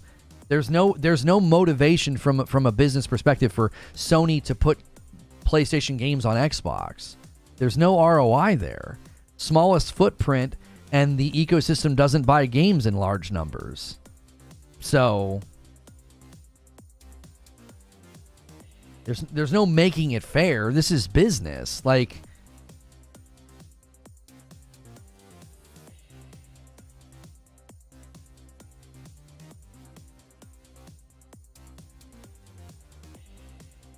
I think a lot of these guys are coming out and saying they feel better, they feel like everything's going to be okay, because I don't think Phil Spencer's going to walk out and say everything's going multiplat. Right? Everything's going multiplat. Everything's going to the other platforms. I think Phil Spencer's going to say, you know, we are going to examine this on a case-by-case basis. We are still going to prioritize our platform and our Xbox or whatever. Because the CFO said a long time ago, he said, you're going to see us move to a first, better, or best strategy. And I wonder if Phil echoes that. To basically satiate the console owners to be like, you're still going to be our first priority. First, better, or best. You're either going to get the game first, or it's going to be better because you can play it on Game Pass, or better because we have more features, or it's going to be best because, you know, you can get it day and date. Like, I don't necessarily know if this is going to be some big walk back like these guys think. Like, too many connected persons have said that this is happening for it to suddenly reverse course. That would be incredibly odd. He's basically going to outline the fact that most of their IP are going to be timed exclusives. Has this been a freaking mind game the entire time? It feels like a mind game. You get everybody scared. You get everybody worked up. And then you say, our commitment going forward is that games like this are at a bare minimum a timed exclusive. So you get it first on Xbox. You get it first. Maybe he might not say Game Pass, because there's rumors that Game Pass is changing with you know, no more day and date. It's so funny how a couple of rumors about games going to PlayStation and all these guys have changed their tune. They're like, yeah, you got to get rid of day and date. Game Pass has to change.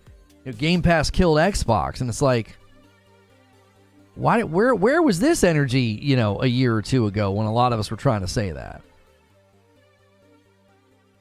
Stopping it case by case will be an epic fail. Well, I'll tell you what Phil can't do. He can't go out and say, this isn't happening. Do you want to know why? He cannot go out and refute what the CFO told investors. He cannot go out and refute what the CEO of Microsoft said, this is the future and the health of Xbox. Phil cannot go against that. He can't. You want to talk about financial disaster. If Phil walks out and says, no, we're not doing that. No. Now, he might give specificity and say, you know, we're considering all of our property on a case-by-case basis, and yes, we considered Starfield and came to the decision that we would not be moving it to other platforms or other consoles. And that'll be a cause of celebration. But the point will be, we are going to do this with property moving forward. It's going to happen. Like, he can't go against what the CFO and the CEO of the company said. So it's going to be very, very meticulously worded. It's not, he can't walk out and make it seem, because if the shareholders see Phil Spencer walk out and say, no, yeah, Xbox isn't doing that, that's absolute. There's so much that could go wrong from that. The shareholders could sue and be like, you told us you were going to do that, and now you're not. Same with the CFO. You can't go against what's already been stated to investors and shareholders. I honestly thought the big three, Nintendo was going to be the one going third party. Never imagined it would be Xbox. Satya honestly is still trying to figure out what third party means in gaming. Well, Satya never said third party. All Satya said was, we can now do what we've always wanted to do. Make great games and put them on all platforms. So, we got track in the background is called Memories by Streamtunes. Guys, we got about 30 more minutes left in the show. If you want to try to get us to 100 members, we were trying to hit 200 today. We got a big goal for this week. You guys hit the goal last week of 2750. So we had a, what did we do? What did we do for 2750? Oh, I wore the Deadpool onesie for the Friday night stream. This Friday night, we will make Hilly play Helldivers without guns. He's not allowed to use guns if we can hit 3,000 members before Friday. So you guys are currently sitting at 78 members on the day. I currently owe you 15. If you guys hit 100, I'll owe you 20. So that'll be another 40, and that'll get us to about 2,800 members. So we will be about 200 members away if you guys can hit that.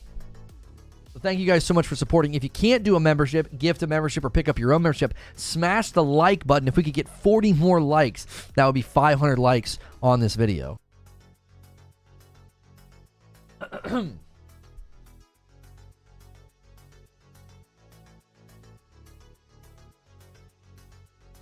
Barrier says, funny how the big Xbox insiders were so willingly to openly talk about what Xbox games are coming to PlayStation, and now they're silent about what they've heard is getting announced next week. Just wait.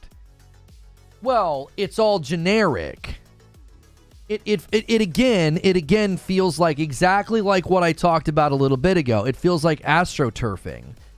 It's like Microsoft is going out to the influencers, and they're being like, all right, calm everybody down. Tell them it's going to be fine. They're going to like what's happening.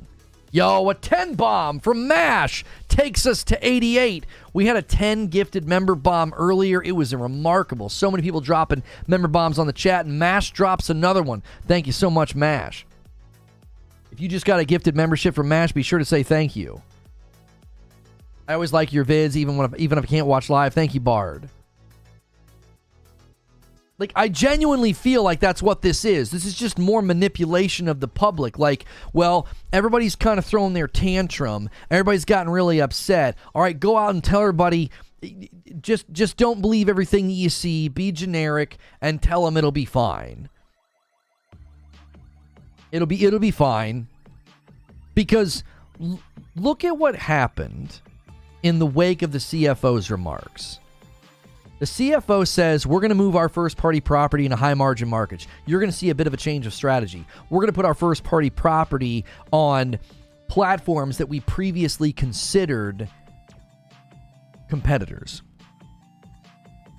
Right? And then, what's Phil Spencer do the very next day? He says, we have no plans to put Game Pass on PlayStation and Nintendo. Super slick, super manipulative. Completely does a looky-loo, distracts everybody.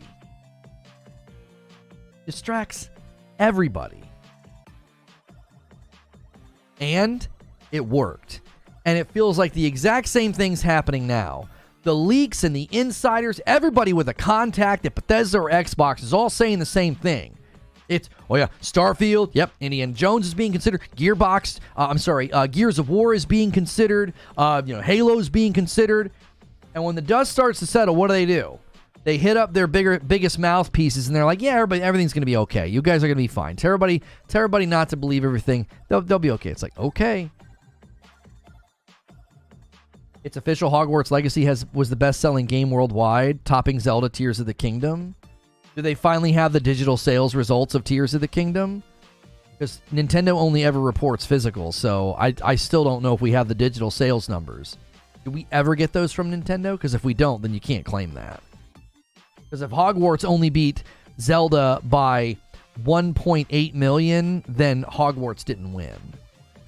If Hogwarts Legacy outsold Zelda and all we have are physical and it's 20.28 on Zelda, I guarantee you Zelda sold more than 1.8 million copies digitally. I guarantee you they did. There ain't no way. So we would need to know if they have the digital sales yet. If they have the digital sales tabulated and totaled and Hogwarts won, that's an achievement. I said that I thought Hogwarts would be the most commercially successful game last year. I had people saying, no, it won't outsell Zelda, it won't outsell Zelda. And I thought it would. Benevolent Icon with a gifted membership, thank you so much.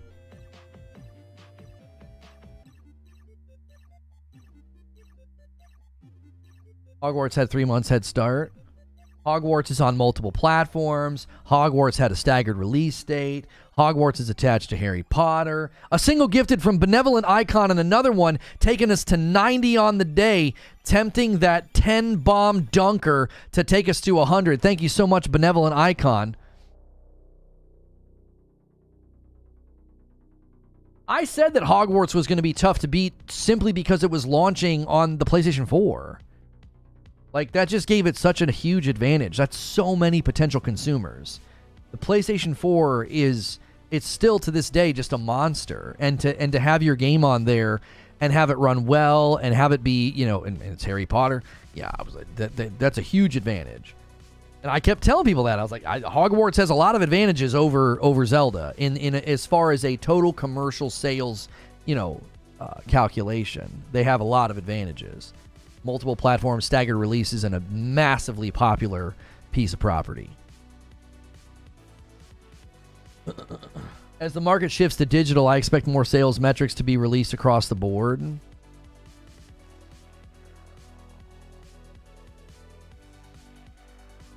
Yeah, I just think there's certain markets that are still holding pretty firmly to buying physical. Hogwarts is getting DLC. That's not been officially announced, has it? I remember the Hogwarts Legacy hype dying out after a week. Not really. That's the course for most games like that. The excitement lasts for about 2 weeks. I don't know. I played it for quite a while. I don't think that that's true. We had good viewership. That was one of the last times I did extended gameplay on the channel. Hogwarts Legacy gameplay. The last time we did gameplay was on February the 27th. And it launched on February the 7th. At least that's the first... No. Yeah, that was the first time we played it. So... I don't think that was demonstrated at least in my experience. We saw 3 whole weeks of good treatment and good viewership and good interest. That's, 3 weeks for any game is really, really actually quite good. It is. Usually for games like action adventure games and stuff, after a week, no one cares because they've already seen everything they needed to see. They've either seen enough gameplay to buy it or they've seen a complete run through by somebody and they're good. They move on. The relevancy of games like that it's like vapor. It's like vapor. I mean, it's really, really hard to maintain. Oh, they are including digital. Okay. I called it. Where's Wheezy? I told you, Wheezy. I said, I don't know, dude. I said, I think Hogwarts takes it. I said, I think Hogwarts beats Zelda. And he was like, no way. No way, nobody's beating Zelda. And I'm like, I don't think you can compete with Hogwarts. Too many platforms. Globally popular. I mean, everybody. My wife played Hogwarts. Like, there's another one. There's another feather. Give me my flowers. I said it. I had people telling me I was crazy. They're like, no way, dude. There's no way it's beating Zelda. And I was like, okay. You're on one platform. That's a huge disadvantage. Now, to be fair, the fact that Zelda's only like 1.8 million away is insane. That's insanity. Right? The fact that Hogwarts Legacy, one of the biggest and most well-known IPs in the world, was on every platform and only beat Zelda by like 1.8 million. That's nuts. Credit where credit is due. Zelda absolutely on the heels. That's insane, dude. That just shows you the power of Nintendo. I want you to think about that. A single platform, first party Nintendo release went toe to toe, neck and neck with a multi platform, massive IP release. Hogwarts was on PS5, Xbox Series. It was on PlayStation 4, Xbox One, Nintendo Switch. That's the power that Nintendo has in the market. That's the power. How close was Spider-Man to Zelda? I'm not sure. I don't have that in front of me.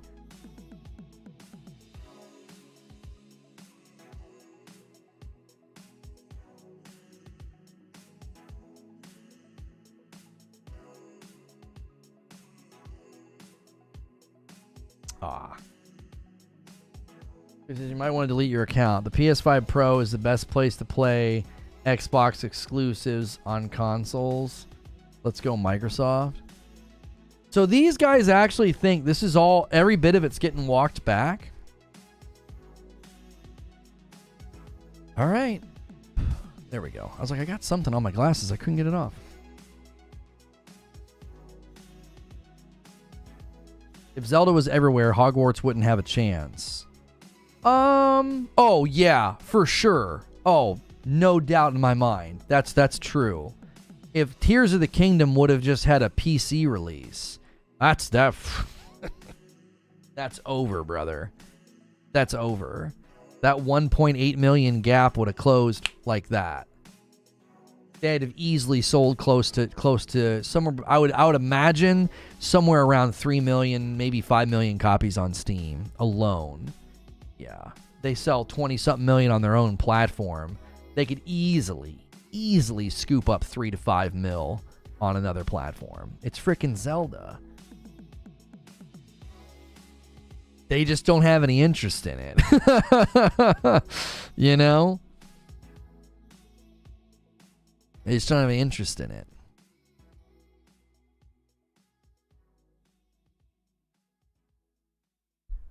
Yeah, I saw that too, Eugene. This is the guy who leaked it all from the beginning. He says, the idea that any of this is in a reversible position is nothing but wishful thinking. Right, like I said, this is a train that's picking up speed. I said that the other day. It feels like a train that's picking up speed. It does. Because if you think about it, the way this is transpiring is you had the CFO said something, then the CEO said something. Come on. And then these leaks start happening. I don't think you can just like hand wave that and be like, nah, they reversed the whole thing. This isn't gonna happen. Like that doesn't stand to reason. So that what the CFO is gonna have to go back to the shareholders or the people that were at that Wells Fargo summit. You know, Satya is gonna have to go back to the shareholders and be like, yeah, you know, we changed our mind. We're not gonna be doing that. We're gonna find other avenues. We're gonna find other avenues to do that. I mean, because, yeah, this guy's saying that Starfield will remain an Xbox exclusive and exclusives for the most part are not going away. Again, I spoke with somebody just yesterday who had contacts at Bethesda.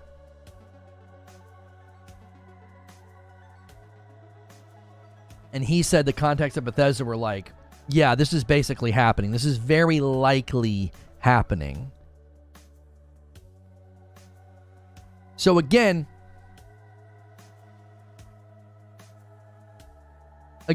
this all could have been private considerations that got blown out of proportion. I don't think that's the case because that doesn't make any sense of the CFO and the CEO remarks.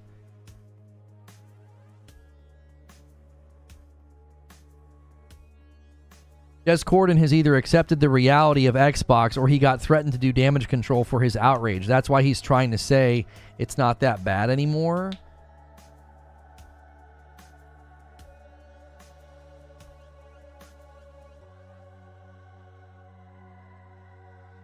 I mean, I think it got blown out of proportion for sure. I will agree with that.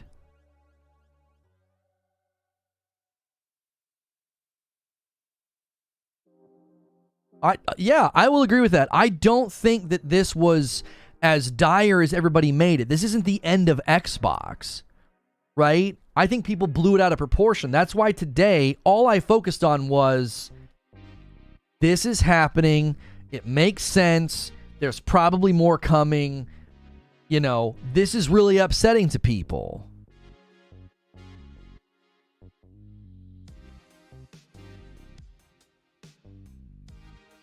Yeah, J-Dub is saying, why would they let this information and rumors sit for so long? Previous rumors were squashed promptly.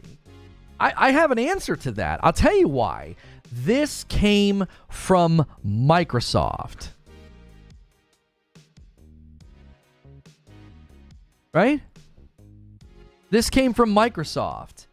And that's why that Phil hasn't said anything. That's why that they're right now putting together this meeting, because this now has to take place before DICE. That's why they're not saying anything. They didn't see it. Number one, they probably didn't see it coming. Number two, it wasn't meant to hit the airwaves yet. According to Jeff Grubb, they were going to do something at the end of February. I think that's probably rock solid, and all that got destroyed. Tom Henderson says, we live in a time where 40-year-old men are selling their consoles because a $3 trillion company is allegedly changing its business strategy to make even more money. Wild. Tommy Hendy's a good guy. Because I tweeted yesterday about how I was a little miffed that nobody included in their coverage that, like, I reported on this in January.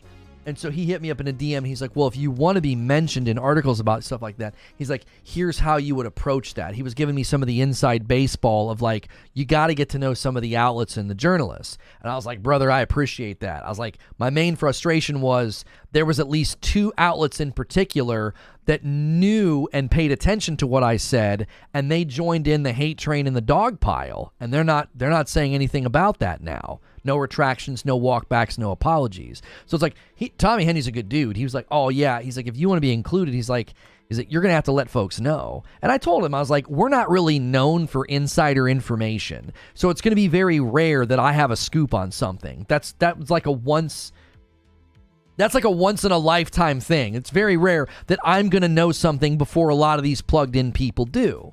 I think the only reason I found out faster this time is because the natural way that this made landfall, all these people that have contacts at these companies, well, all those contacts are at the bottom of the totem pole. They were the last people to find out about this. I did include you in my coverage. I mean, I appreciate that, Ginger. You were giving me shout outs yesterday on Twitter, and I appreciated it. I appreciated people calling out, the dude from Forbes. It's like, you joined in on a hate campaign against this guy, and he was freaking right. You gonna say anything? Phil's comments on the last round of leaks, very different response compared to yesterday. Yeah, Phil said, we've seen the conversation around old emails and documents. It is hard to see our team's work shared in this way because so much has changed and there's so much to be excited about right now and in the future. We'll share the real plans when we are ready. Yeah, and then the new email is, we're putting together a business meeting to share the vision of the future of Xbox. He's confirming that a change is coming. I just don't think the change is as dire as everybody thought. I think the change is going to be, yes, we will be bringing our property to other platforms when we think that is the right choice. That does not mean we are getting rid of exclusives. That does not mean that we're getting rid of the opportunity for you to get the games first. And I think that's going to be enough to satiate people. Also in my videos highlighting some tweets, but yes, happy to. I've been waiting for this news because of what I know, and I know you know. I'm not sure what you're intimating. About Starfield or something else, Ginger? Like, I genuinely think that if there's something Microsoft is absolutely brilliant at, it's manipulating what the public thinks about Xbox. They've done it masterfully for years. I was like, why can't I see Spider-Man's face? I forgot that, like, Venom's in front of him. I was like, what is going on? I think they let this opening salvo happen because I got to be honest with you. The whole thing about, like, well, there was somebody that didn't want this to happen, so they leaked it so there'd be public outcry. That sounds bogus to me. I'm just going to be real with y'all. That sounds bogus. I think you let this out. I think you know it sends everybody into a frenzy. The sky is falling. Well, guess what? Everything sounds better if it isn't the apocalypse. Everything sounds better or preferred to the complete erosion of the identity of the platform, the complete erosion of exclusives. I think this is all a part of the plan. You get everybody upset, you get everybody losing their minds, and then you say, just calm down. Just calm down. You'll be okay. Don't believe everything you hear. We're going to talk next week. And then they come out, and all they do is move back the intensity meter to, this isn't the end of the world, it's just a tectonic change. And now this tectonic change feels like a calm storm because you thought everything was going to be terrible, and no, it's just that we're going to take titles to other platforms when we see that it's a good idea, and it's still not going to be something that takes exclusives away from you. You're still going to get things day and date. You're still going to get things first. It's not the end of the world. Because if this wouldn't have leaked, track with me here. If this wouldn't have leaked and they came out and they just announced that this was something that was going to start happening, then everybody would fixate on that and be really angry about that. This will feel like a glass of refreshing water. Like, oh my gosh, the sky is falling. Everything's bad. This is going to be terrible. And then Phil walks out and says, it's not as bad as you think. We're going to do it, but it's not as bad as you think. Controlled leak? I think so. Too many people found out at the exact same time. We all here are very familiar with when everybody says something at the exact same time. What does that tell you? It was planned. I'm supposed to believe that all of these people and all of their contacts just all of a suddenly were like, yep, that game, yep, it's all being considered. It's all happening. And everyone's like, oh my gosh, this is terrible. And then they come out a week later and they're like, well, it's not that bad. We are going to be moving titles to other platforms, but it's not that bad. That's what this feels like to me. 100%. You control the fallout, you control the damage by making it seem as though it's going to be just absolutely terrible, and then you just walk back from there. And it's working. It's working. Watch. Just watch.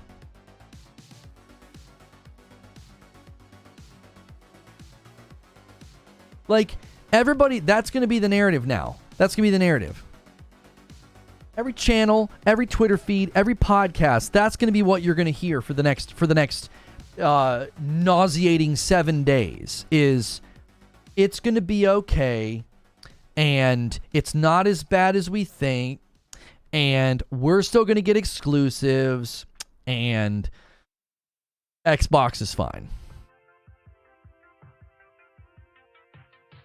It's going to be everywhere. It's planned. To me, I can't see it any other way. Yeah, I'm getting it, Alapark. Thank you.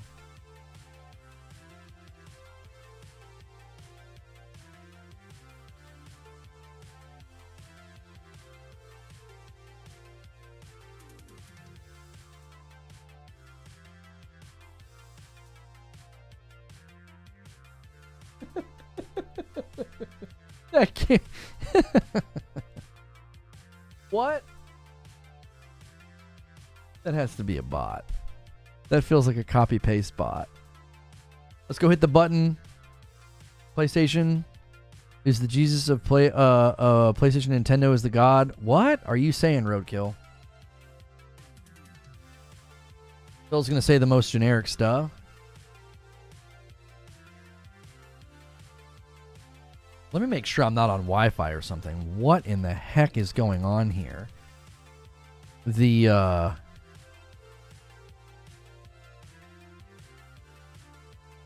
me make sure that my PC's not doing something. I'm getting terrible speeds downloading Foam Stars. Let me turn off Windows Update just in case like it's running or downloading something. It does say that it's running. I love how it always says it's on manual, which requires me to do it, and it's running anyway. I disable it and turn it off every day. We'll see if that doesn't speed it up. If not, I'll just unplug my PC, see if it's doing something.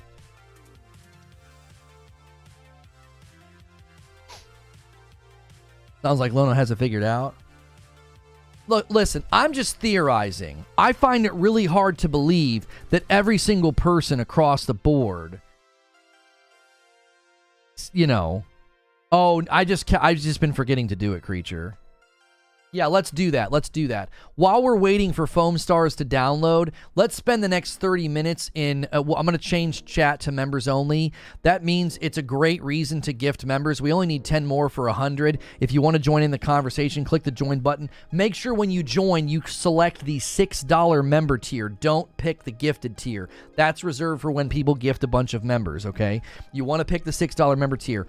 Let's just go gaming AMA. Obviously, if you guys have questions about this, maybe more personal questions about this, feel free to use this as that opportunity.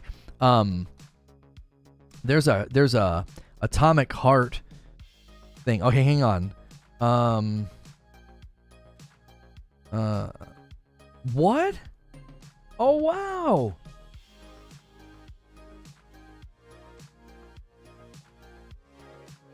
That's great. Good news on a situation that got a little scary. Nothing scarier than kids getting sick, man. That's terrifying. But everything's great. Everything's good now. Way, way faster and better than anybody expected. It's like a sigh of relief, you know? It's like real close to the family, really close to this kid. Like, known him since was a baby. Like, never fun to see somebody you think of as like almost like a nephew being like, oh my gosh, what's going on? Yo, Mayhap jumps in as a brand new member all on their own. Thank you so much, taking us to 91 on the day. This number doesn't require it to be a gifted, man. Click join. It supports the channel. You get into all the extra content and do exactly what Mayhap did. Choose that member tier. Tommy says, I need incentive to buy a Microsoft game on PlayStation. Why would I if I can play day and date on Game Pass? Why would I if the PlayStation version is the same or worse than the X version? Well, I think you're forgetting that tons of people own the PlayStation and don't own an Xbox. Like, think of it this way, Tommy. If, let's say we have it on good authority that Hellblade 2 is coming to PlayStation 5. Let's just say that. I'm not saying that's happening. I'm just saying hypothetically. But if it hits Series X first and is on Game Pass, where do you think I'm going to play it first? Well, I have both consoles. Tons of people, 50-something million people own PlayStation 5s. So a significant portion of that number, that's the only console in their home. So if Hellblade comes later, there you go. They have every reason to do that. They have every reason to wait and download it. And guys, let's try and get the remaining 9 members here. Let's hit 100. I'll drop a 20 bomb on chat. That'll pull all those people into this members-only AMA that we're doing right now. So chat right now is members only, and you can kind of ask me anything. Old Soul with a VIP in 24 months. That's a red badge. Tough couple of days here on the work front, but I had to jump in and celebrate this. I hope everyone is happy and healthy. Thank you so much, Old Soul. Give me 1 second. I'm going to unplug my PC just to see. My PlayStation's taking forever. 1 second.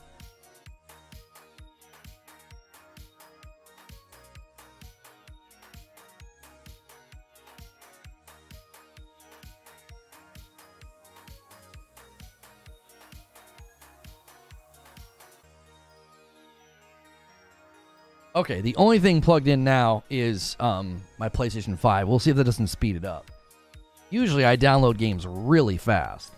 They must have just decided, I don't know, letting us not preload before or at midnight might be the reason why. Like, everybody's probably trying to download this right now.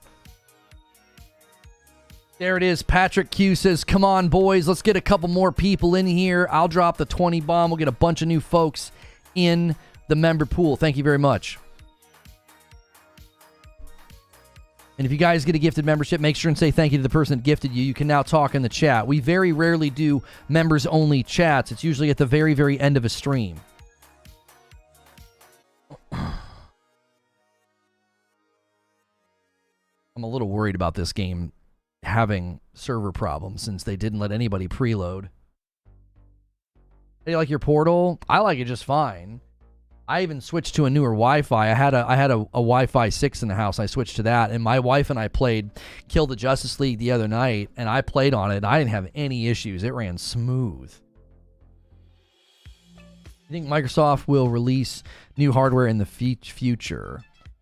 That is a giant question that seems...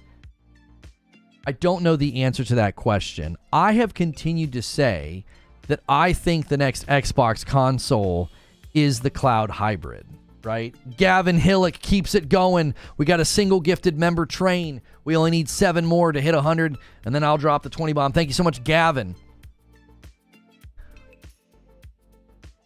I think it's a valid question to be like, if you're always kicking the games to PlayStation, why would you continue to invest in hardware? However, if they follow the same strategy that PlayStation does, PlayStation launches games on the PlayStation 5, and then a year and a half to 2 years later, they hit PC. So let's say Xbox follows the same pattern. Starfield hits, and a year and a half later, it hits PlayStation 5. Okay? It's still valuable to be on Xbox. It's still valuable to have Xbox hardware. That's the question, though. Is that the plan going forward? You want fast downloads? Get fast internet? I do have fast internet. I have 1 gig, and usually when I download PlayStation games, it's unbelievably fast. I've downloaded much larger games than Foam Stars in much quicker amounts of time. Again, there must be... Because it just hit at noon, everybody's logging in to download, PS Plus games, or to log in and download this game, and it's probably just jamming up the servers. How good can the hardware be if the sales are minimal? Like, we've all kind of touched on this in the past. Like, why would Microsoft focus heavily on hardware if they've been pushing people to the Series S this entire time? Like, their market is shrinking in hardware. Their market values low-cost entry. So this rumor that they're going to have like a 2-tiered system and a high-end box, again. They're going to do that again. They're going to have like a high-end box and then like the cloud hybrid that'll also be a handheld. It's tough for me to see why they would do that. Why would they say... Right now, they're not prioritizing the Series X. So why would they do it? Why would they do it again? Henry Heck gifts a member, keeping the single train alive, and takes us to 94 out of 100. We need 6 more. And I'll drop a 20 bomb on chat. Thank you very much, Henry Heck. That wasn't meant for you. Oh, okay. I was going to say, yeah, it is speeding up now. It's speeding up a teeny bit. Question out of left field. What games would you recommend for someone new to gaming on the PS5 whose skills are lacking because of how new they are? Yeah, if you're more casual, maybe on the lower skill threshold, you could play Ratchet and Clank Rift Apart, and you could turn the difficulty down and have a great time. I would not recommend the Demon's Souls remake or Returnal if you're on the lower end of skill. Ghost of Tsushima as well, the director's cut, magnificent, awesome game. You can turn the difficulty down if you want. Same with Horizon Forbidden West and God of War Ragnarok. Excellent games, really fun games, and yes, you can turn that difficulty down if you want. Spider-Man 2, I actually would play Spider-Man 1 remastered and then Miles before playing Spider-Man 2 because they're such good games, but it would be really hard for you to go backwards. Like once you play the new Spider-Man with all the great traversal, going backwards would be pretty tough. You would feel like it's, it would feel like you're stepping backwards because you are. The traversal's great in the first 2 games. But the traversal in Spider-Man 2 is just so much better.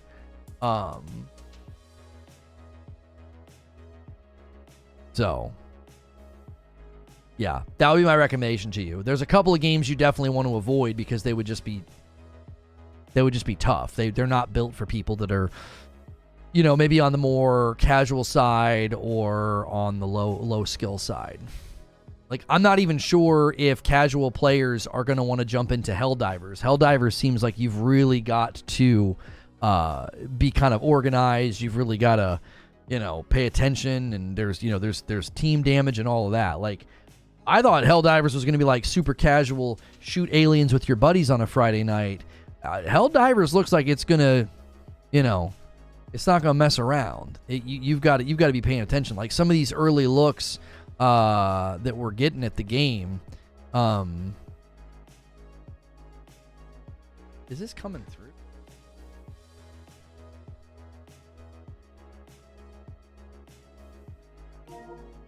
Okay, I was like, audio doesn't seem to be coming through on the PlayStation. But it is. It's not a solo experience, for sure. It's not meant to be. Okay. Maybe not having a gun makes good sense. Yeah, we have a big, huge incentive. If you guys help us hit 3,000 members before Friday, this Friday night, all members are invited, 8 p.m. Eastern. Hilly and I will be playing Helldivers. It'll be a Hilly Hijinks Helldivers 2 stream. That's a lot of H's. And VIPs will get first dibs on coming in and playing. So if you want to be there, make sure and do that. Let's see, up and down. It needs to be inverted. And then we want that. And 5 members comes in from MASH. This guy is absolutely carrying the member count lately on his back. Some of y'all got to help this dude out, man. He is absolutely bringing it lately. Thank you so much for doing that. I appreciate that, MASH. You are the absolute best. You are the best. One more member, and I'm going to drop a 20 bomb, and then I got to schedule the Foam Stars stream. We are in. I'm going to take a huge risk here and not hit start. I'm assuming there's going to be a tutorial at the beginning. Well, I just hit start. I couldn't resist. It was sitting there flashing at me. I can't pause the opening cinematic, so I'm just going to skip it because you guys can't. You guys aren't going to be able to see it. Let me go in here and schedule. MASH is killing it. He really is. He really is. Okay, I think they're just throwing you in right away to a tutorial. Yeah. There it is. Patrick Q rounds it out and lands the plane at 100 members. Thank you so much for doing that. And then DK Baker is the Agents of Chaos and takes us to 101.25. If you can suddenly talk in my chat right now, it's because people were generous and gifted, and I'm about to make it rain here with a 20 bomb from me. 20 members getting to jump in. I'll give you guys a total member count in a moment to see if Hilly will get to use a gun on Friday night or not. There's the 20 that I owe. While those 20 members are hitting, let me schedule the Foam Stars gameplay stream here. All right, let's go. Let's do this. That.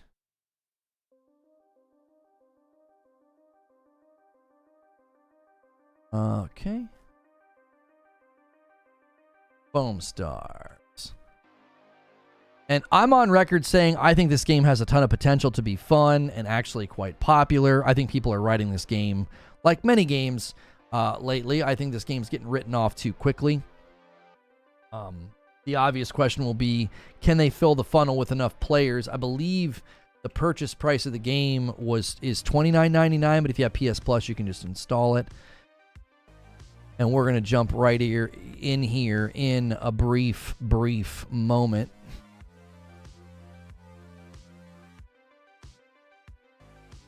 Got my promotion. Feels good, man.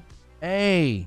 He says, by the way, check out the coffee. So worth it. Zelda Heart with 12 months of memberships. Zelda, if you're paying for your own membership, you're going to want to bump that up to the member tier for $6. The $5 tier is... Wait, I just scheduled that for members. That's not right. I am totally on autopilot right now. Public stream. Jiminy Christmas, Lono. Changes saved. There we go. Good night. We did make that change where for $1 you bump up and you get into all of the content. The only thing you don't get into is this at VIP stream. That's only once a week. You get into everything that we do, whether it's a stream with Madam or the writer's room that we do every day. Currently, the member count is at 2,800 members. So you guys are 200 members away from the goal. We're trying to hit 3,000 members before Friday, and then Hilly has to play Helldivers without a gun. It'll be really, really funny. Okay, I don't want to start the gameplay stream by taking a break, so I'm going to quickly run upstairs and use the restroom before we start this Foam Star stream. If you enjoyed today's discussion, if you liked the vibe, right? If you gave me a shot today after, a long time of people telling you like, yeah, don't watch that guy, and you enjoyed today's stream, man, hit subscribe, hit the bell button, hit the like button, do all those things. We really appreciate it. And we appreciate the constant encouragement and DMs and just the kindness from people the last couple of years. All right? So, is Foam Stars free to play? It's not free to play. It's on PS Plus. I believe it costs $29.99. Let me verify that. Foam Stars PlayStation Store. If you want to buy the game, it's included in PS Plus. Wait, can you not just buy the game? It's not getting good scores. I wonder if that's why. Are people ticked off? It's getting a 4.08. I wonder if people are having issues with the servers. Day one votes for live service games can be really freaking rough. Because if you can't play or it's flagging you out, you're going to immediately go give it a bad score.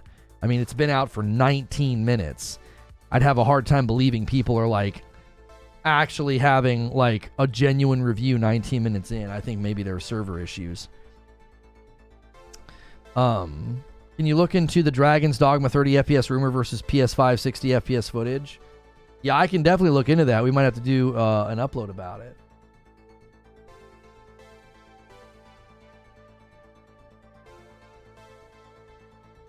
This guy, J-Dub, says, you guys ain't learned anything. The same lead that told you no exclusives, no tools, no hardware, is still telling you to stop overreacting, and a text message from his insider will save everything.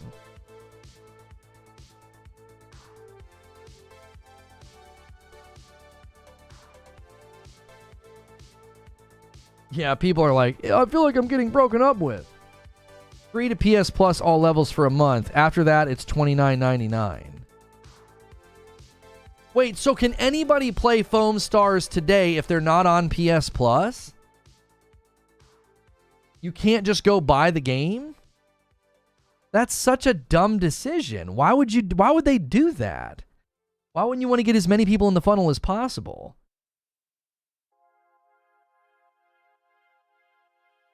The offer ends on March 5th. All right.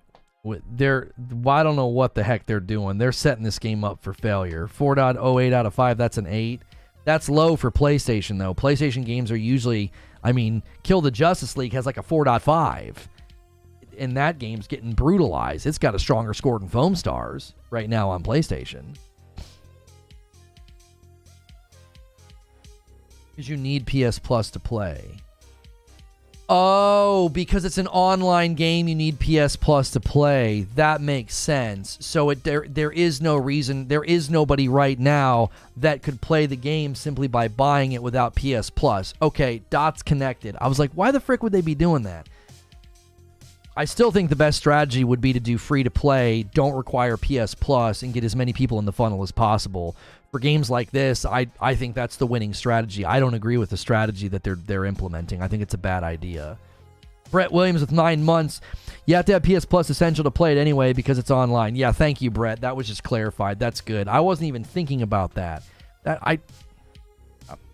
I've got my own opinions about that. Okay, give me 1 second. I'm going to run upstairs quickly, and I'm going to use the restroom. We're going to come back down. We're going to play some Foam Stars. And do me a favor, if you haven't smashed the like button, do so already. We might be able to hit 600 likes on the video. Thanks for the massive turnout today. Thanks for all the members. I'll be right back.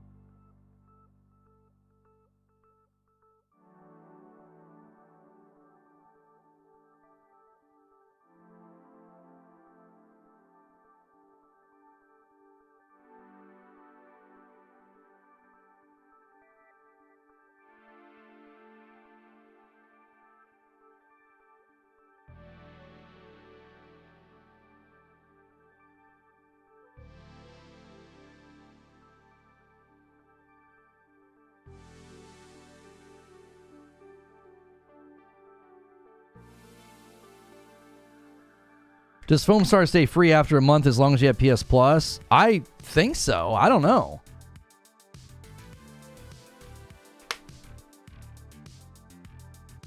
Yeah, I saw that, Infinite, that the devs of Helldivers can like drop buffs and do things in your game.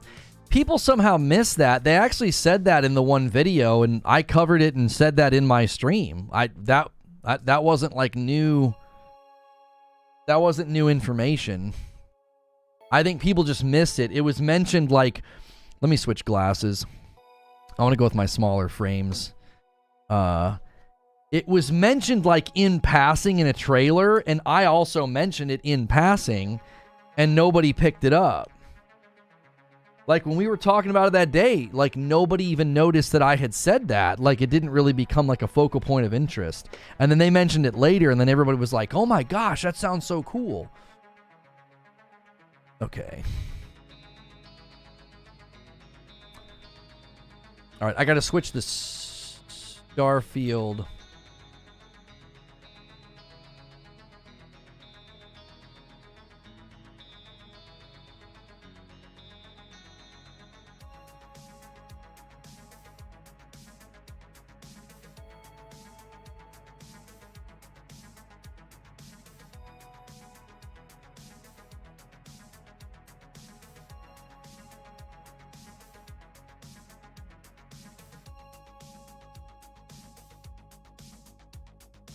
Yeah, Jez is saying this would have been the smart thing to do. I think a lot of people will feel silly in the coming weeks.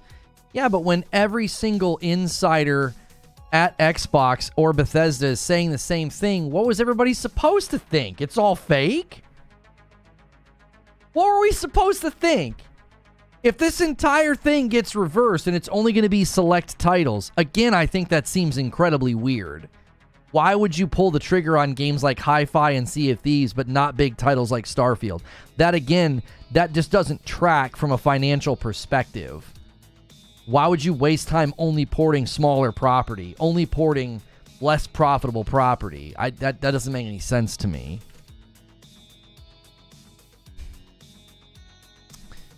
Let's go Cap Card 2. Wait. Hang on. Let me go to options, sound. I wonder if there's a need for a streamer mode in this game because they got music playing. All right, when we get over to this video, guys, make sure and smash the heck out of the like button.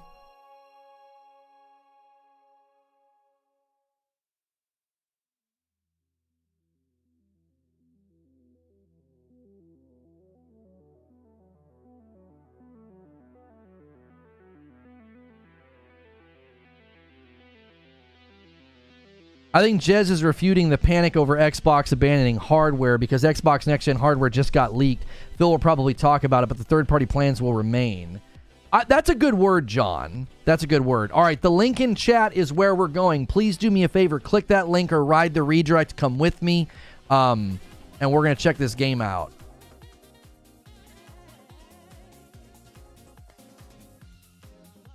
Okay. All right.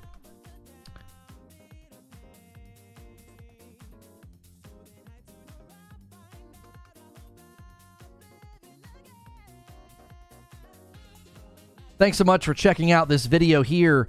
Gameplay of Foam Stars on the launch date. It does require PS Plus, but it's free, or it's free on any of the tiers. And so we've got it installed. We're going to kick things off with a tutorial. I've continued to say that I think this game has the potential to be a huge hit. It doesn't have the greatest review score on PlayStation right now, but it's only been out for about 30 minutes. So there might be some server trouble. I don't know how long this video will end up being if that is the case, because this is a live fire exercise. So I'm in here right now going to walk through the tutorial. I'm going to end the previous stream where we talked about Starfield port coming to PC, and we're going to dive right into this.